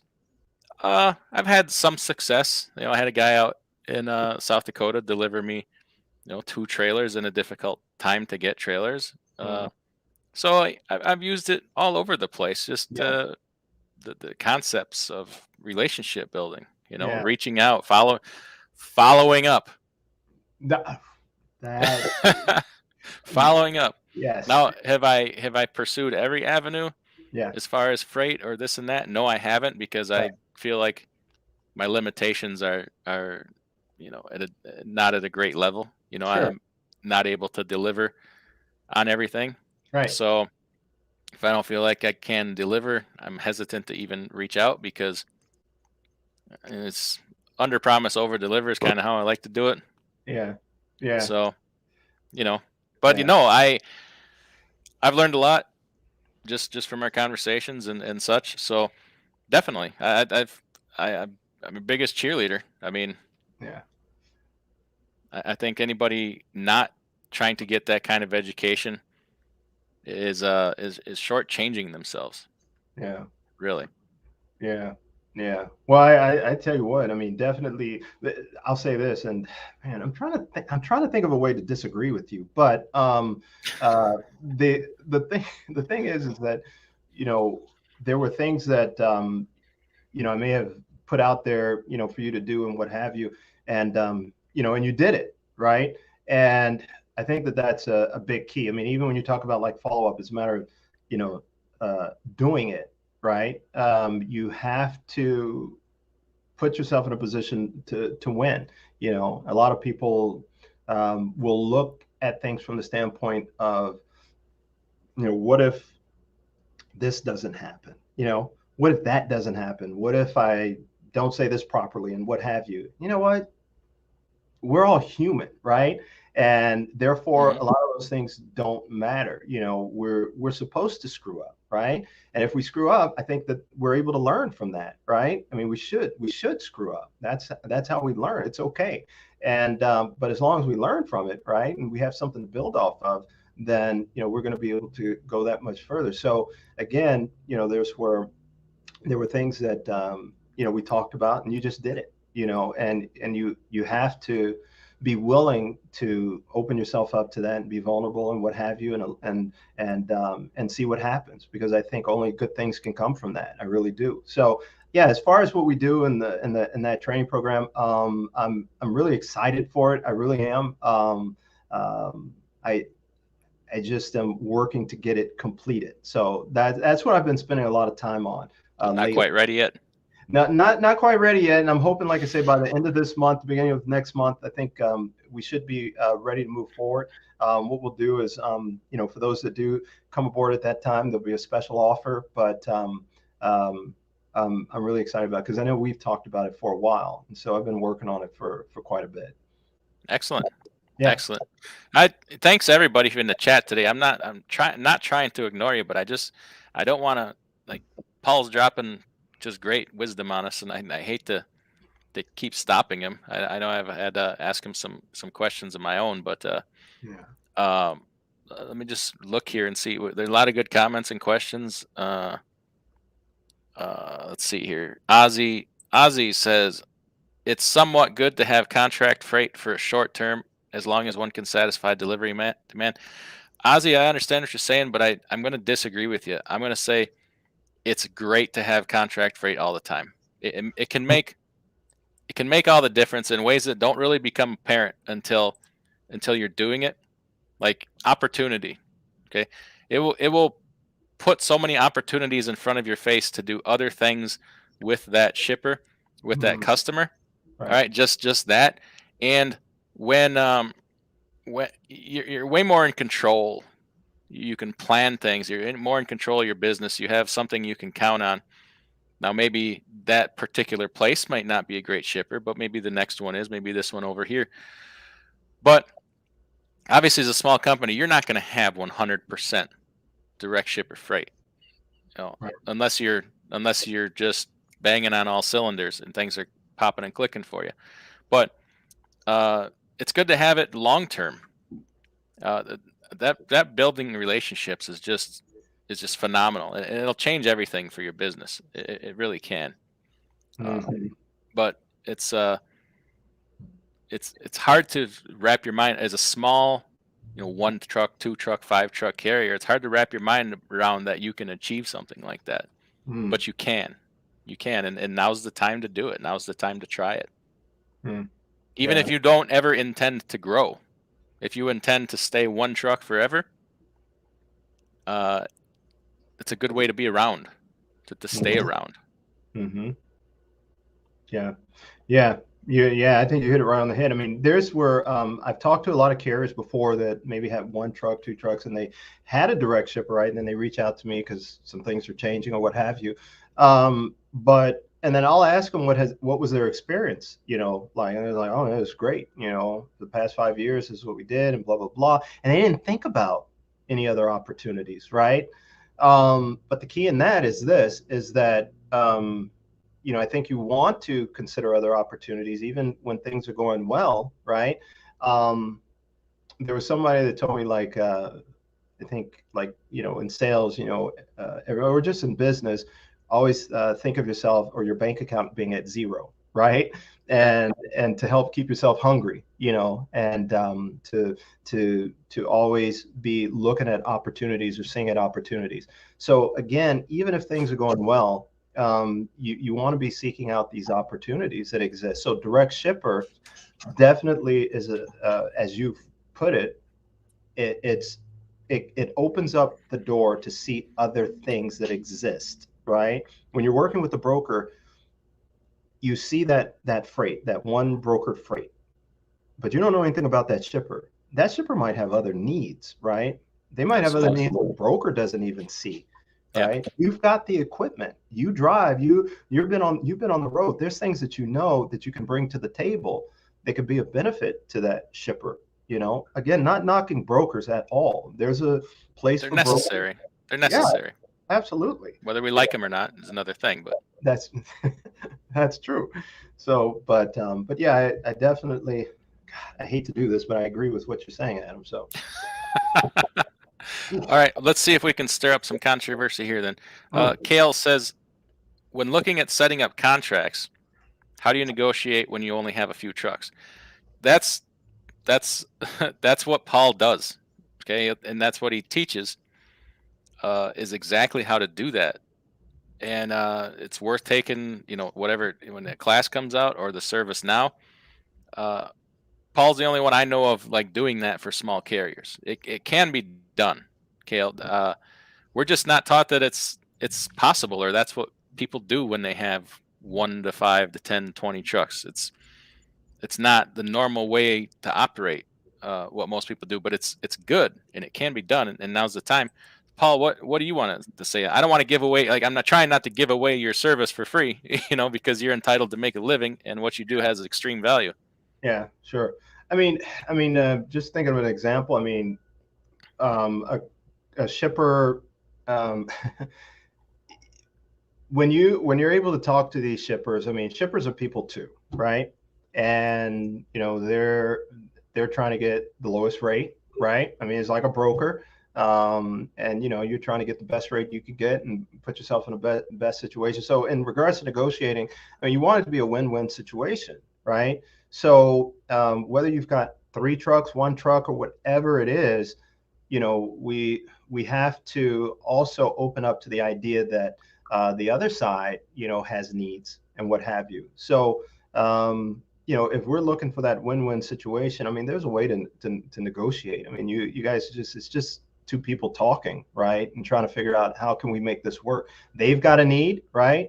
You want to help cover that need, right? So yeah, so those are things that we do talk about. We have those conversations. There's some carriers recently that we've hooked up with a shipper, and I mean, it was, I mean, I don't even know how to describe it.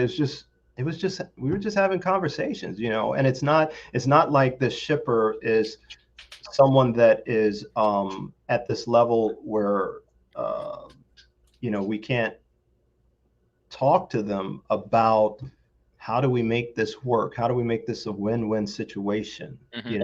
I don't know how to put it another way. Well, I mean, you're not taking a guy with 1 truck to Budweiser or to mhm, Pepsi or General Mills. There's a place where you fit in, and sure, it's not likely Budweiser that ships thousands of loads a day. yeah, And you're one guy with 1 truck. You find a place that fits that appropriate scale. right.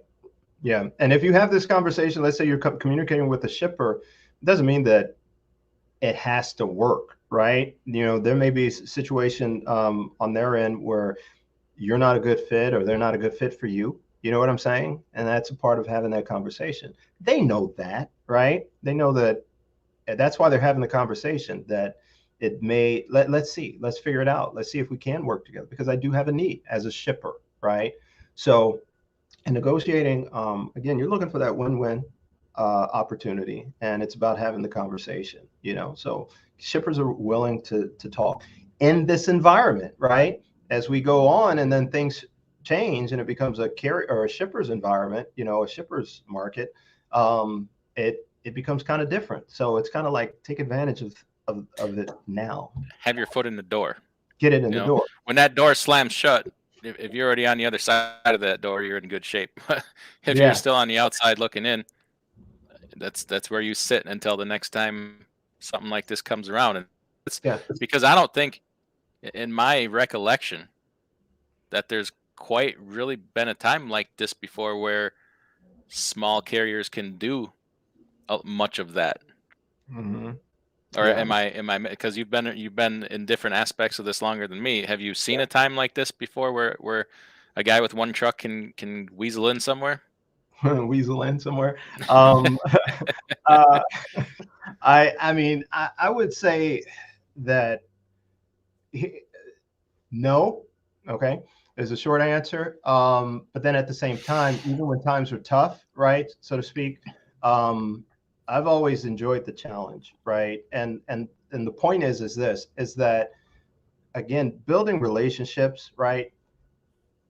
Things change with shippers. They could grow, they contract, and over time their needs change, right? So if you're building up a network, you know, of opportunities, right? You don't know when that opportunity is going to come, you know, be available to you. If you build up a network of opportunities, right?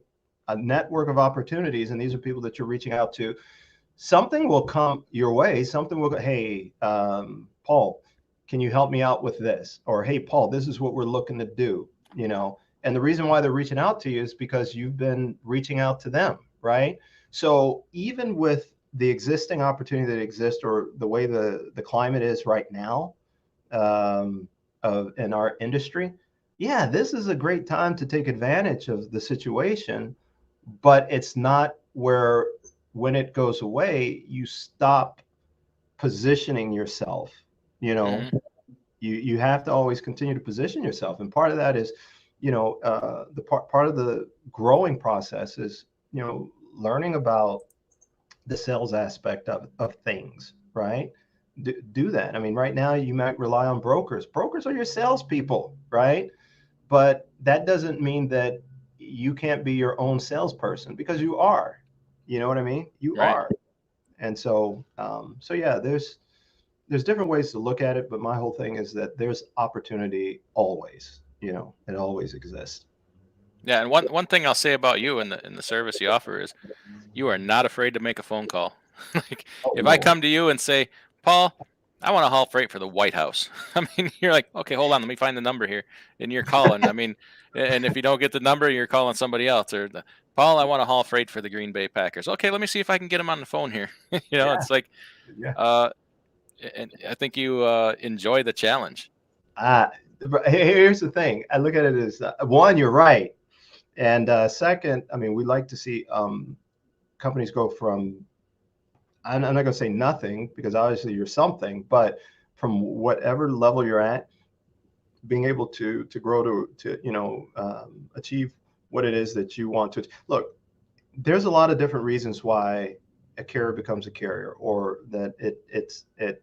You know, a lot of people get into it and they have known people that were in the industry, right? Their uncle, brother, father, whatever. It's a family affair, or friends, whatever the case is, and they get into the business, or somebody told them, hey, you can make a lot of money in this industry. Okay, great. Maybe it's their kids, you know, they want to provide a way that they can put them through college. Maybe they want to leave something for them, right? There's all these different reasons why they may get into this business, and that's great, right? You don't want to lose the reason why you got into this business, right? So for that, I'm really excited to be able to help you hopefully achieve that, put something in front of you that can help you get to that point. And then something you can then pass on to whomever, and they be able to continue to grow that business. That's amazing. Now, with that said, you have to do the work, right? Mhm. And in regards to communicating with people, talking to people, and things like that, that's a part of the work. One might not really know how to do that, or maybe has not done that before, or thought about it, or understands that, yeah, you're absolutely right, that is a need. Maybe, but how do I do it? Okay, let's figure this thing out. The only way it's going to happen is if you do it. If you got to make a call to the White House, if the number is available, it's there to be used, right? If the number is there, if the email address is there, if I search and search and search, and I spend 20 minutes, 30 minutes trying to find this information, I can't find it, then obviously this person doesn't want to be contacted. But if they slip up and all of a sudden it's listed here on this document and I find it, I'm reaching out to you, right? Right. What are you going to do at that point? Meaning the White House. They're going to tell me, no, I can't put you through. You know what I'm saying? What are they going to tell me? They're going to tell me, I mean, what's the worst thing that's going to happen? You know what I mean? Right. I Well, can't. it's scary. I mean, I know from experience that, like, most of us get paralyzed by fear. It can be scary. Yeah. You're playing with the big boys now, The big boys. What does that mean? It's intimidating, to think, okay, I'm one truck, I'm a guy, what do I have to offer whatever company? I'm scared to call them. It's But what does that mean, though? When you say, okay, I'm playing with the big boys, what does well, that mean? you don't know the level that, like, you think you're participating maybe on a level that is above your competency, or maybe you don't belong, or you're not good enough, or you're not worthy to do that. That's It's a lot of times how I would feel, right. in that aspect of, Right. who am I to talk to these people, Right. right? Right. They're big time business people and all this, and I'm just a truck driver. Let me ask you a quick question. All right. Sure. In what special way were they born that you were not? Mm, dang, I hate when you do that. What did I do? I don't know what I did, but I'm just You made me asking think. the You made question. me think. No, you're right. You're right. But I mean, it's look, there, just as you are trying to develop your company, right? Grow your business or survive, right? There mhm, are some companies that started that way or that became that way where they were trying to grow or trying to survive, right? And reaching out to the owner, right? The owner understands that, has been there. I mean, maybe they become so arrogant to the point where, they don't talk to anyone other than such and such or what have you. But at any rate, some kind of way, they were spunky enough to do what they needed to do, right? They didn't care, right? They cared about what they were trying to accomplish and they made it happen. They got in front of tons of investors or they got in front of tons of whomever and continued to pitch what they believed, right? If you believe, right, that's all you need, right? If you're willing to, if you got into this business, again, as I had mentioned, there's a reason why you may have gotten into the business. Why did you get into this business? If you truly believe in what you are doing, right? There should not be anything that prevents you from doing a thing, right, to achieve that goal, right?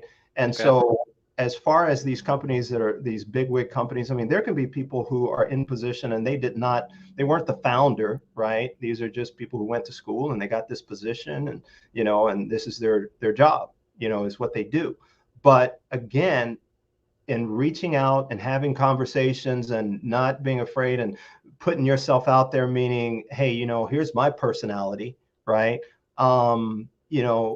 Be who you are, and that is that you want to, you want to be, I'm not going to say somebody because that doesn't even make sense. You have a goal. You have something in mind that you want to accomplish. There's something that you believe in and truly believe in that. Just because this company doesn't believe in what you're trying to do or doesn't want to work with you, that doesn't mean that it changes anything that you that you're trying to accomplish or that you believe in. You have to believe in what you're doing in order to rise above those fears that you're talking about, right? Because those fears definitely will paralyze you. But honestly, they're artificial, in my opinion. Okay, that's good advice. This is the best way I've heard it put. Um, Now, okay, so in when you're bringing people along with your service and finding opportunities for them and such, Mm. at a certain point, it's time for them to make a phone call or to come into the picture. Yeah. Does that tend to be an obstacle when you get to that point? And if it is, like how do you handle it? Right. Yeah. Yeah, it does. It becomes an obstacle. And understoodly so. And then and how to handle it. I mean, we definitely have these conversations, as far as that goes, in regards to well, two things. One of the things that we have done is we'll get on the phone and we'll make the call with you, right? Okay. So you get an opportunity to hear how it goes, right? And then afterwards, we'll debrief. I mean, you'll be on the phone and you'll be able to say, have that conversation with them as well, because I introduce you and, you guys have I'll even before making the call, I'll prep you, hey, this is what we talked about. This is what's going on and da. And, here's my thoughts in regards to, how to approach it. And then I'll give you an opportunity when we're having that conversation. I'll introduce you and all that good stuff. I'll carry the conversation and then give you an opportunity to interject, because during that time period, a lot of times what happens is the carrier starts thinking and then they start coming up with questions, right? And I give them that opportunity, let them talk. And then in the end, we'll debrief after the call and see how things went. And, sometimes they'll tell me, oh, Paul, that went nothing like I expected, in the sense that, wow, we didn't even talk about rate. You know what I'm saying? And I'm like, well, how is that different than when you talk to a broker? And we'll talk about that. And they're like, wow, I kind of get it. It doesn't mean that they figured it all out at that moment, right? Because we still Right. have that built-in habit of when we talk to brokers, how those conversations go, right? It takes some time, but that's a part of the process that we go through to give you an opportunity to see that people aren't that people are people. You know what I'm saying? And we can talk to people as people.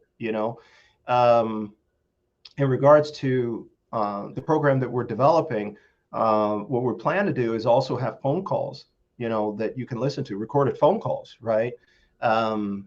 Good, bad, and different. You'll be able to listen to those and be able to hear, not saying verbatim, how to go about a call, but to understand that in making a phone call, it doesn't have to be terrifying, right? Yeah, I don't know if I ever shared this with you. Let me tell you how it went for me.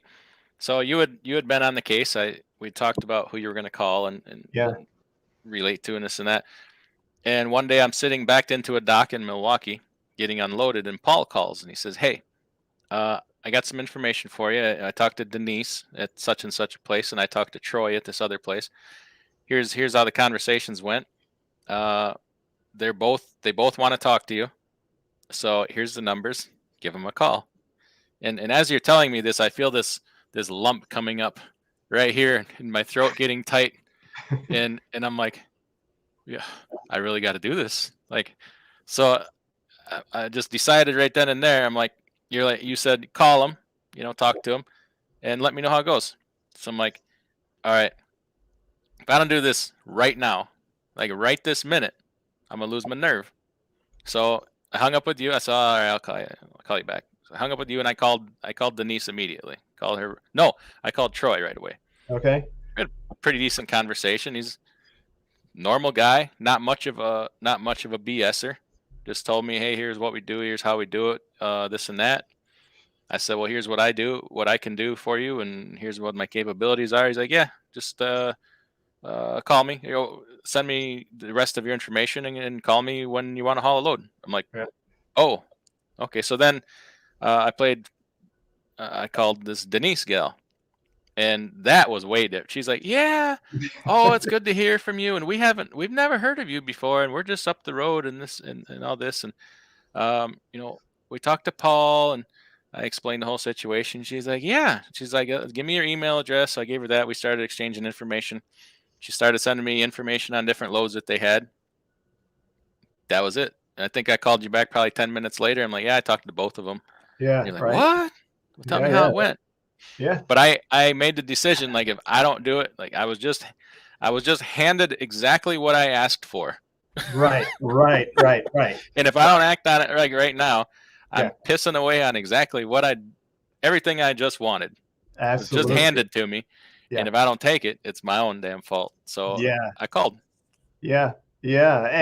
And when you called, man, there's so many ways I could go with this, but when you called, did you, here's what I always look for as a result. I mean, your result may be different than mine. Obviously, you want to be able to get the business, set it down, start moving freight and all that good stuff. But my question becomes, what did you learn from it?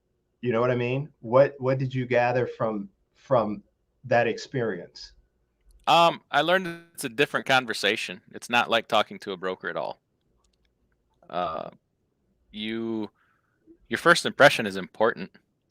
So I'm glad that I had somebody else do the warming up. Like, you handed me a warm, what do you call it? A warm lead, or warm. Practically by the time you handed it to me, the deal was done. Let's be honest. Like, Wow. you Okay. set everything in motion. They were ready to do business. Yep. Starting from zero, that would be a little bit different yet. Even getting from that first phone call to the point where you handed it off to me, I don't really know what that looked like. But by the Mhm. time you handed it off to me, it was a very warm. They wanted to hear from me at that point. It was not me calling cold and having to explain who the hell I am and why they should care. Right. So that was good. I'm glad that I did that, because not having any training in it, I probably would have screwed it up, because Right. it is a different conversation. Yeah. It's not talking to a broker. Right. And I'm not saying that these people are on a throne somewhere. You have to talk to them like they're an entity. No, it's they care about different things. So Mhm. if you start having that broker conversation with them, they're gonna be like, I can call TQL and have this conversation one time and cover 1,000 loads. Why? I don't want to have this conversation with you. I Right. want to know what you're doing for me as a carrier, what you can do, work something out here for the long term, so I don't have to talk to TQL. Right. So it's different, and I prefer it. I like it, because a lot of the conversations you only have to have one time. Yeah. Right. So I like it. I'm Right. glad that I did it. I think things would probably be very different had I not. I feel better about my future having done it. Mhm. Um, I have some struggles right at the moment with trying to give them the level of service that I would like to, Sure. but we're working on that. It's Yeah. and they're still there. Yeah. They're not going. They haven't gone anywhere. I Yeah. still am in regular contact with them. Yeah. So it's a positive. It's a Yeah. positive. I mean, these are people that you weren't in communication with before, right?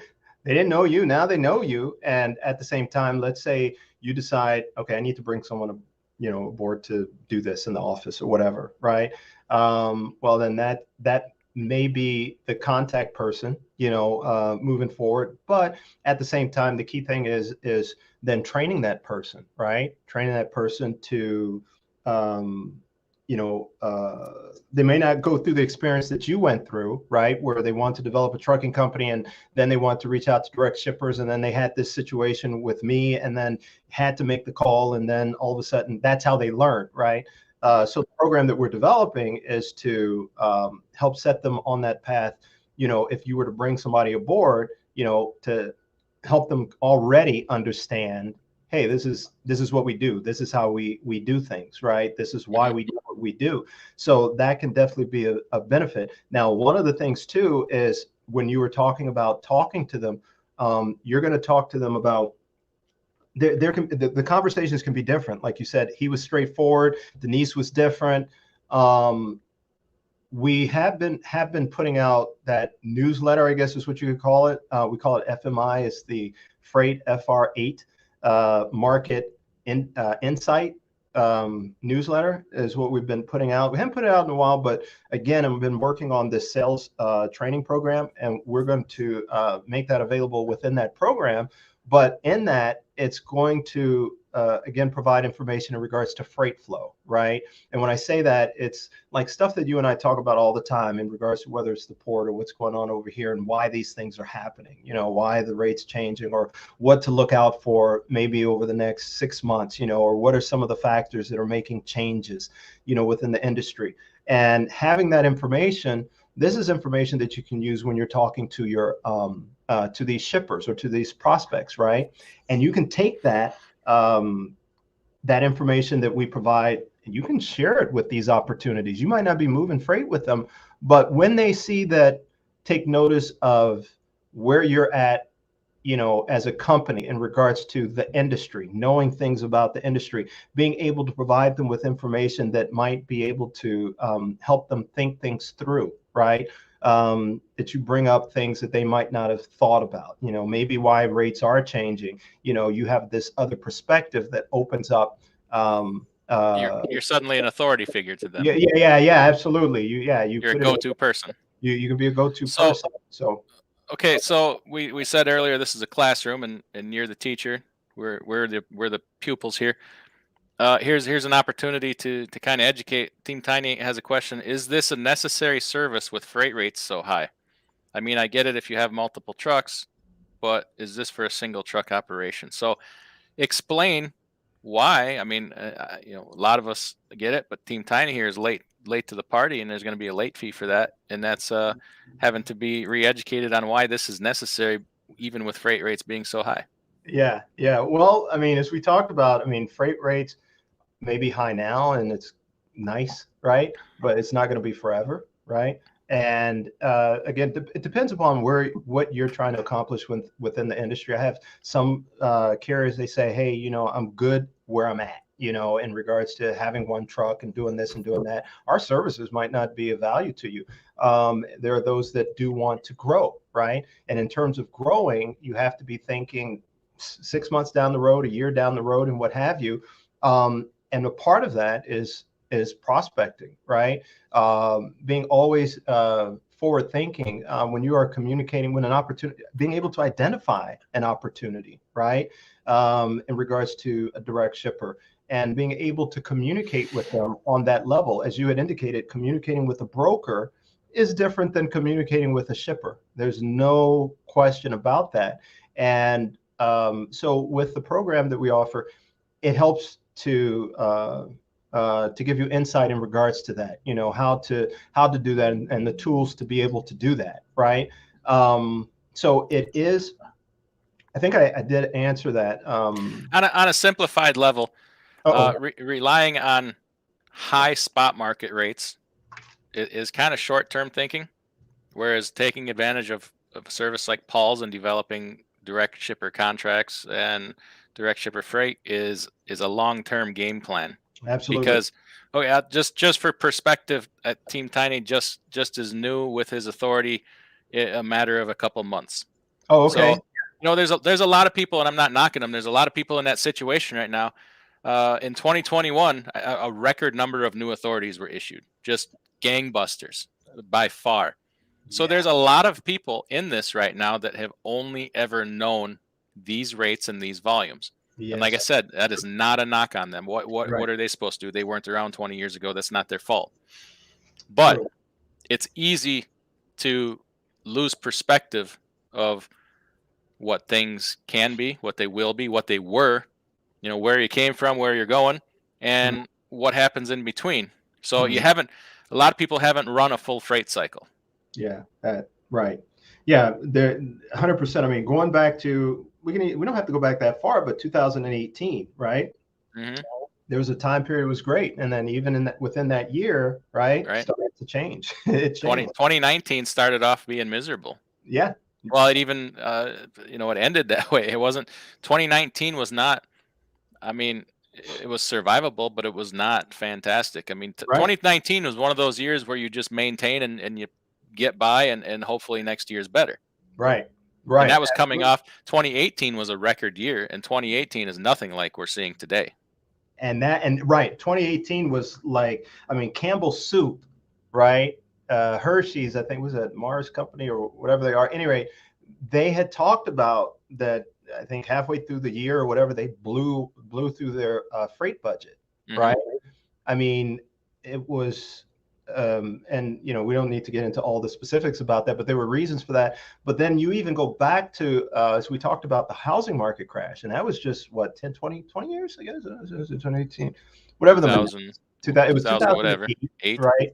9. And so 9, it was where companies were closing down, shutting down, even carriers, they were shutting down. So we're looking at on this the spectrum, right? Where today it's an amazing carriers market. Back then, there were shipper or carriers shutting down, right? I mean, there was just nothing. It was horrible, right? So we have this spectrum, and this thing can swing, right? It can do this, right? And the question is, I'm in this business, and what makes sense to kind of put me in a position where even when it swings, you know what I mean, that I still see a way through it, right? You're gonna stay somewhere in the middle of that pendulum. You're not gonna swing real hard one way or another. You're gonna be, somewhere in the middle, a little vary to each side a little bit, but you're not gonna get hurt by those hard swings. Sometimes you win, sometimes you lose, but yet you're still doing this. You know what I'm Yeah, saying? You're right. still moving forward, and that's what we're talking about, is how do you put yourself in a position of that. And let's face it, that's how companies are built. Like, there is companies out there, I know of a few, that their whole model is spot market freight. They have Yeah. they have 100 trucks or 150 trucks, and it is all Yeah. spot market freight. Yeah. So can it be done? Yes. Yes. But they're also just a little bit shady too. Engaged in some shady activities. So, I mean, but the successful companies, that's how they get there. They don't start that way. Everybody kind of starts, at this point with spot freight. I'm no different. That's how I start, and I did it for a long time.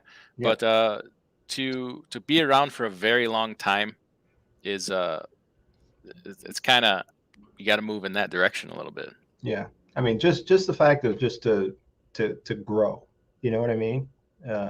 If you want to be able to bring on another truck, you want to be able to, haul more freight. Even let's say you get with that direct shipper, right? And there's an opportunity that exists, right? To be able to move more freight. You see that opportunity. Whereas if you stay in the spot market, it can be more challenging in that respect. But and I'm not, there's so many ways of approaching, this this whole thing. Yeah, you got power. I mean, you're even working with people for power only type stuff. Yeah. Any kind of trailer. That's right. Yeah. There's so many different, ways to go about it. I mean, you can have a situation where you do stay in the spot market and that's all you want to do. And that's perfectly fine, right?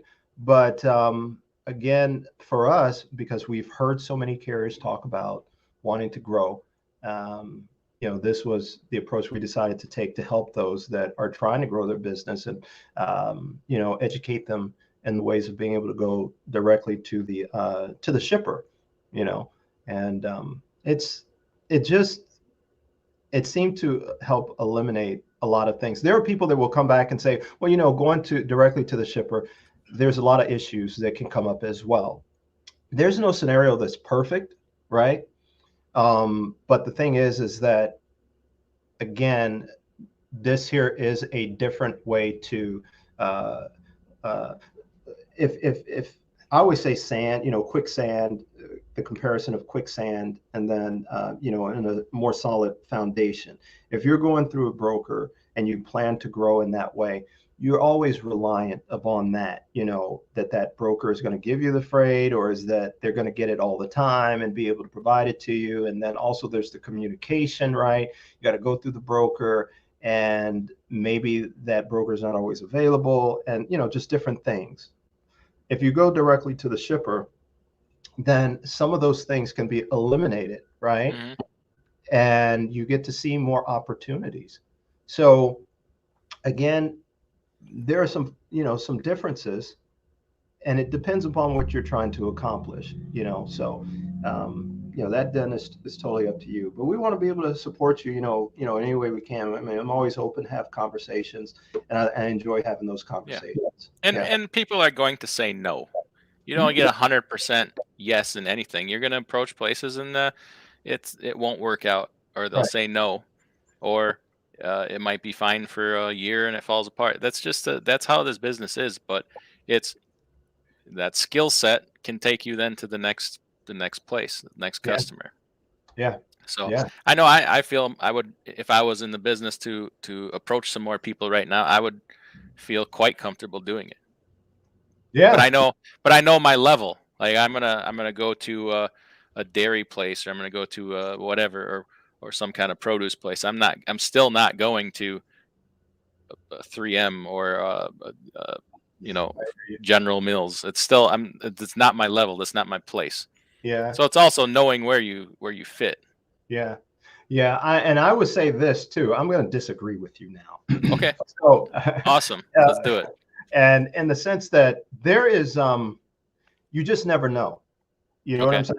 saying? And you never know with even like 3M, as you say. I might call the White House. I've called 3M. I've called all these different places, and you just never know, because a lot of these companies, let's say Nestle, right? It's broken up into divisions. They've got their West Coast, Northeast. They've got Central Texas, and I think one other location. So they've got these different divisions, and in those different divisions, they accept different things. Like on the West Coast, I haven't talked to them in a while. It's like you got to have at least 30 trucks.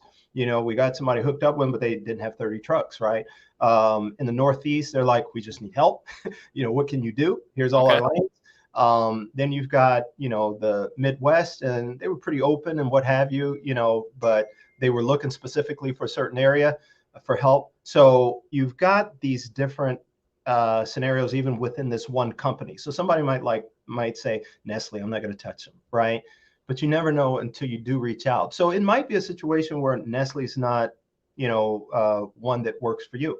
You go to this other company I know of in the Northeast. They've changed their insurance requirements, right? You might not apply, you might not qualify in regards to their insurance.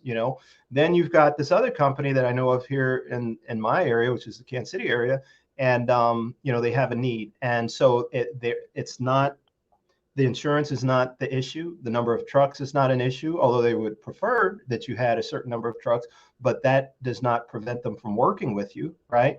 And they move quite a bit of freight. So, and then you've got another company, what's it called? And I haven't talked to them in a long time. Genios, you probably heard of it, right? Yeah. Oh yeah. Yeah. And so I don't know how they do things now. I know back in the day, you might have had 3 or 4 trucks. You could get in with them. They have their scorecard. They review it. I don't know if it was monthly or how that worked, but you had to provide the service. So they had something set up for that. Somebody might be intimidated by them. There's Pilgrim's Pride, right? There's another company I know of that they send out bids often. These offerings often, and you put in your bid. They'll tell you where you rank in regards to the bid offer. If you didn't get it, at some point, what ends up happening is, or what's happened, they decided that they would not take companies that had less than, I think, 5 trucks or something like that, because what they found was that those that had less than 5, they weren't winning the bids. It became a waste of that carrier's time. They didn't want to put them through all that, and it just made better sense for the need that they have. It made better sense to cut it off at 5, right? So again, regardless of, the name of this company, 3M, Walmart, or whomever, I'm like, you don't know until you've tried, until you've. I called Walmart. You did? You did? Yeah, I did. I called Walmart. Who did you call? I looked online and I found my local distribution center, Okay. one of the local ones, and I Right. just kept digging till I found a phone number for transportation, Okay. and I called them. And where did they tell you to go? Did they tell you? They referred me to the department that handles that. Okay. You Okay. gotta you gotta go to there's this spot on their website, and you go and you fill out this informational packet, and then they contact you back, Mhm. and they lay out their list of requirements. And I at the time I didn't have 5 trucks, which we're over 5 trucks now. I still don't meet their insurance requirements. Okay. They have high insurance requirements, which are not out of reach, but I don't know if it's worth it to me at Okay. this point. Okay. Maybe in the next year or so, but at least now I know how. Yeah. I kept those emails, and an actual person emailed me back. There wasn't just form letters. She's like, Okay. "Here's this and here's that," and like, let me know if you're interested and want to proceed. And then I was hemming and hawing, and she followed up with me, and I just had to say finally, I don't at this point I don't meet your requirements. Whoa, So wait a minute. that You was good to turned know. down Walmart? You Ah, actually yeah, I guess going I'm to a high turn roller, huh? not Walmart turning you down? Are you kidding me? Yeah, I turned. I guess I got to add that to my repertoire. I turned down Walmart. Yeah. Yeah. See, you see what I mean? I mean, yeah. Yeah, absolutely. Well, good for you. I mean, But at least now I know that when I meet those standards right. and I get back with them, Right. they want to have a conversation. Yeah. Never And kind of thought that that would be the case, really, to be honest with you. but here's the thing, as you said, this person replied back to you, right? Okay, now there's this contact person, man. Take advantage of that from the standpoint of you can reach out to her, I don't know, whether it's once a month, every other month, or whatever the case is, and just say, hey, whoever, hey, just whatever you want to say. I mean, just it's the thing of just staying in contact with them. Now, how is that going to benefit you? Maybe at some point when some things are happening, and then you're reaching back to them, you may have an advantage because she remembers you, and she remembers that you had 2 trucks, now you've got 5, right? And some other things maybe that you've been able to tell her within this 2-sentence email. It's just that now she's a little more familiar with you, and maybe she gives you a little bit more information as to what's going on. You see what I'm saying? So it's Yeah, got to start somewhere, and then at that point it's how do I build from there, to uh, I guess to develop that advantage, but that's great. I didn't know that, man. That's cool. yeah. That's we'll chalk it up to hey, we tried, but I don't know. I don't really expect much. I really never expected to hear anything back from them. Right. It's Yeah. Walmart. They don't answer you, you know. So yeah, it's interesting. I don't know where things go from here, but we're getting a couple hours into this, so I don't want to take your whole day. I know you got some football to participate in, and Where's my hat? Yeah. yeah, but just can we kind of summarize it, kind of put it all together here, Yeah. everything we were talking about? The whole title of this was, hey, what are we looking at for the end of the year? What are we looking Mm, for the new year? I'm not holding you to say, oh, things are going to be good or things are going to be bad. yeah. Anything you can say to kind of wrap it up? Yep. Well, I would say, I mean, again, it's kind of funny because right now, to be honest with you, it feels like we're closer to Christmas than we actually are, just because we've been in this environment of, order early and, what is the season going to be like? So we've been talking about this for a long time, right? So I would say, as far as the holiday season, I think that people are going to be buying, people are going to be spending money and what have you. There's still a lot of freight that's on the water, a lot of freight that's still coming over. It's like 80% of the stuff that comes over from overseas is what moves throughout our economy, right? So that's still going to be strong, right? Even though we might see some dip, it's still a strong market, still a carrier's market, right? Going into next year, I think there's going to be a little, just as normal.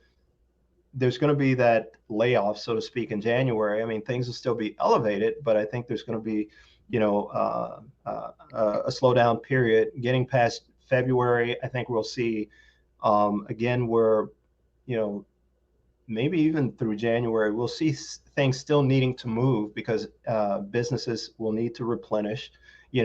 I think that'll take us into maybe Mayish or so. Now, what happens in between? Again, we could have storms, right, that occur and that cause disruptions. just as normal.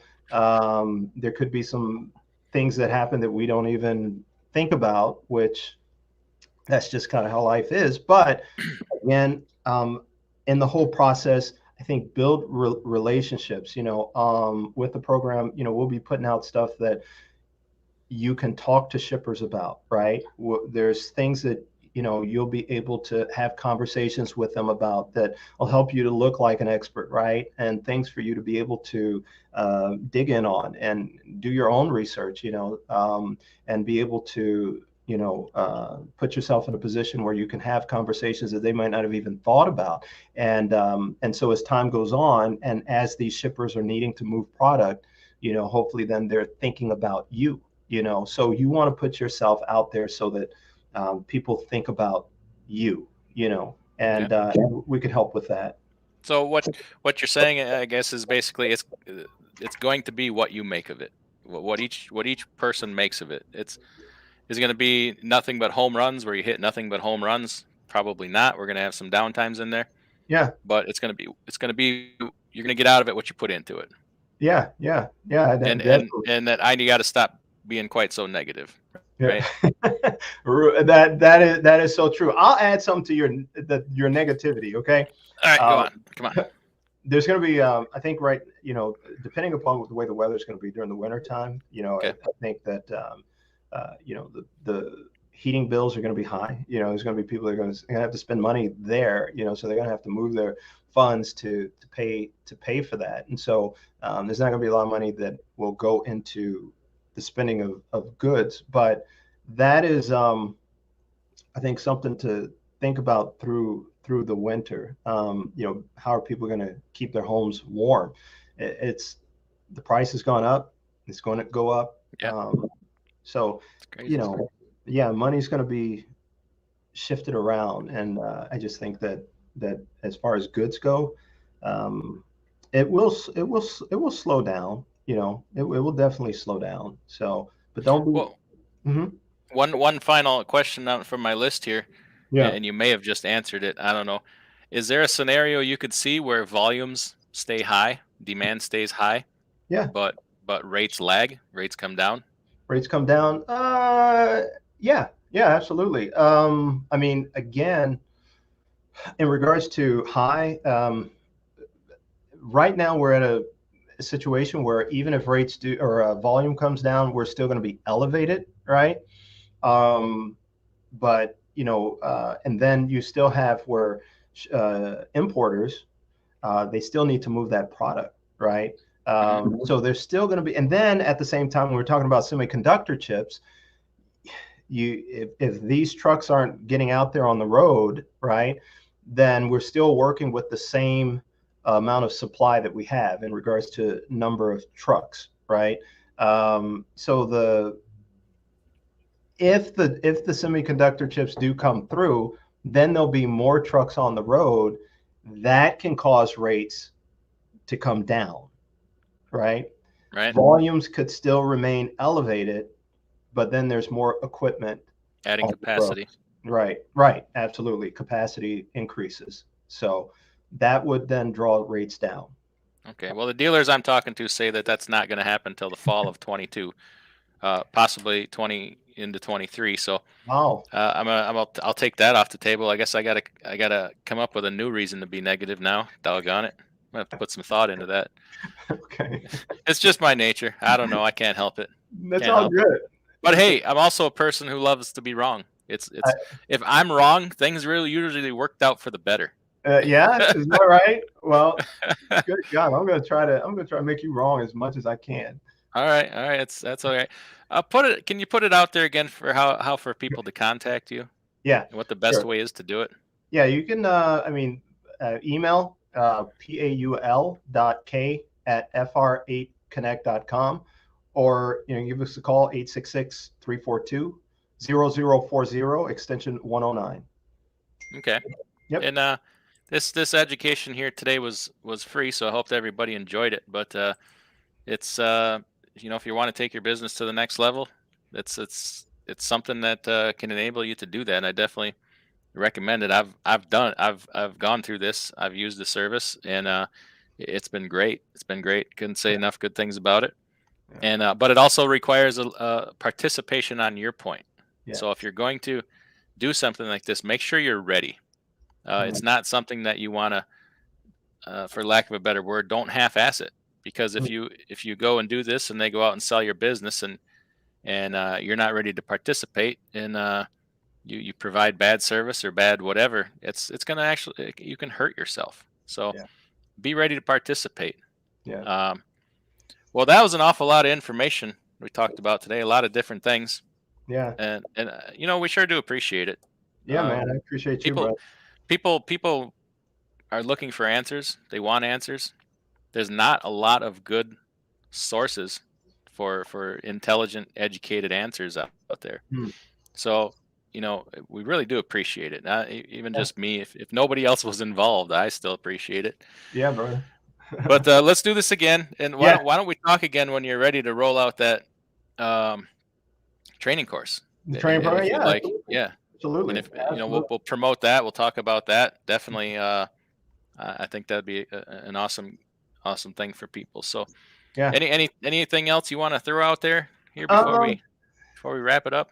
No, I think that, I mean, I think we touched on a lot of things, and I'll say there's so many different things to talk about, and there's probably, I'm sure, a lot of things we didn't talk about, right?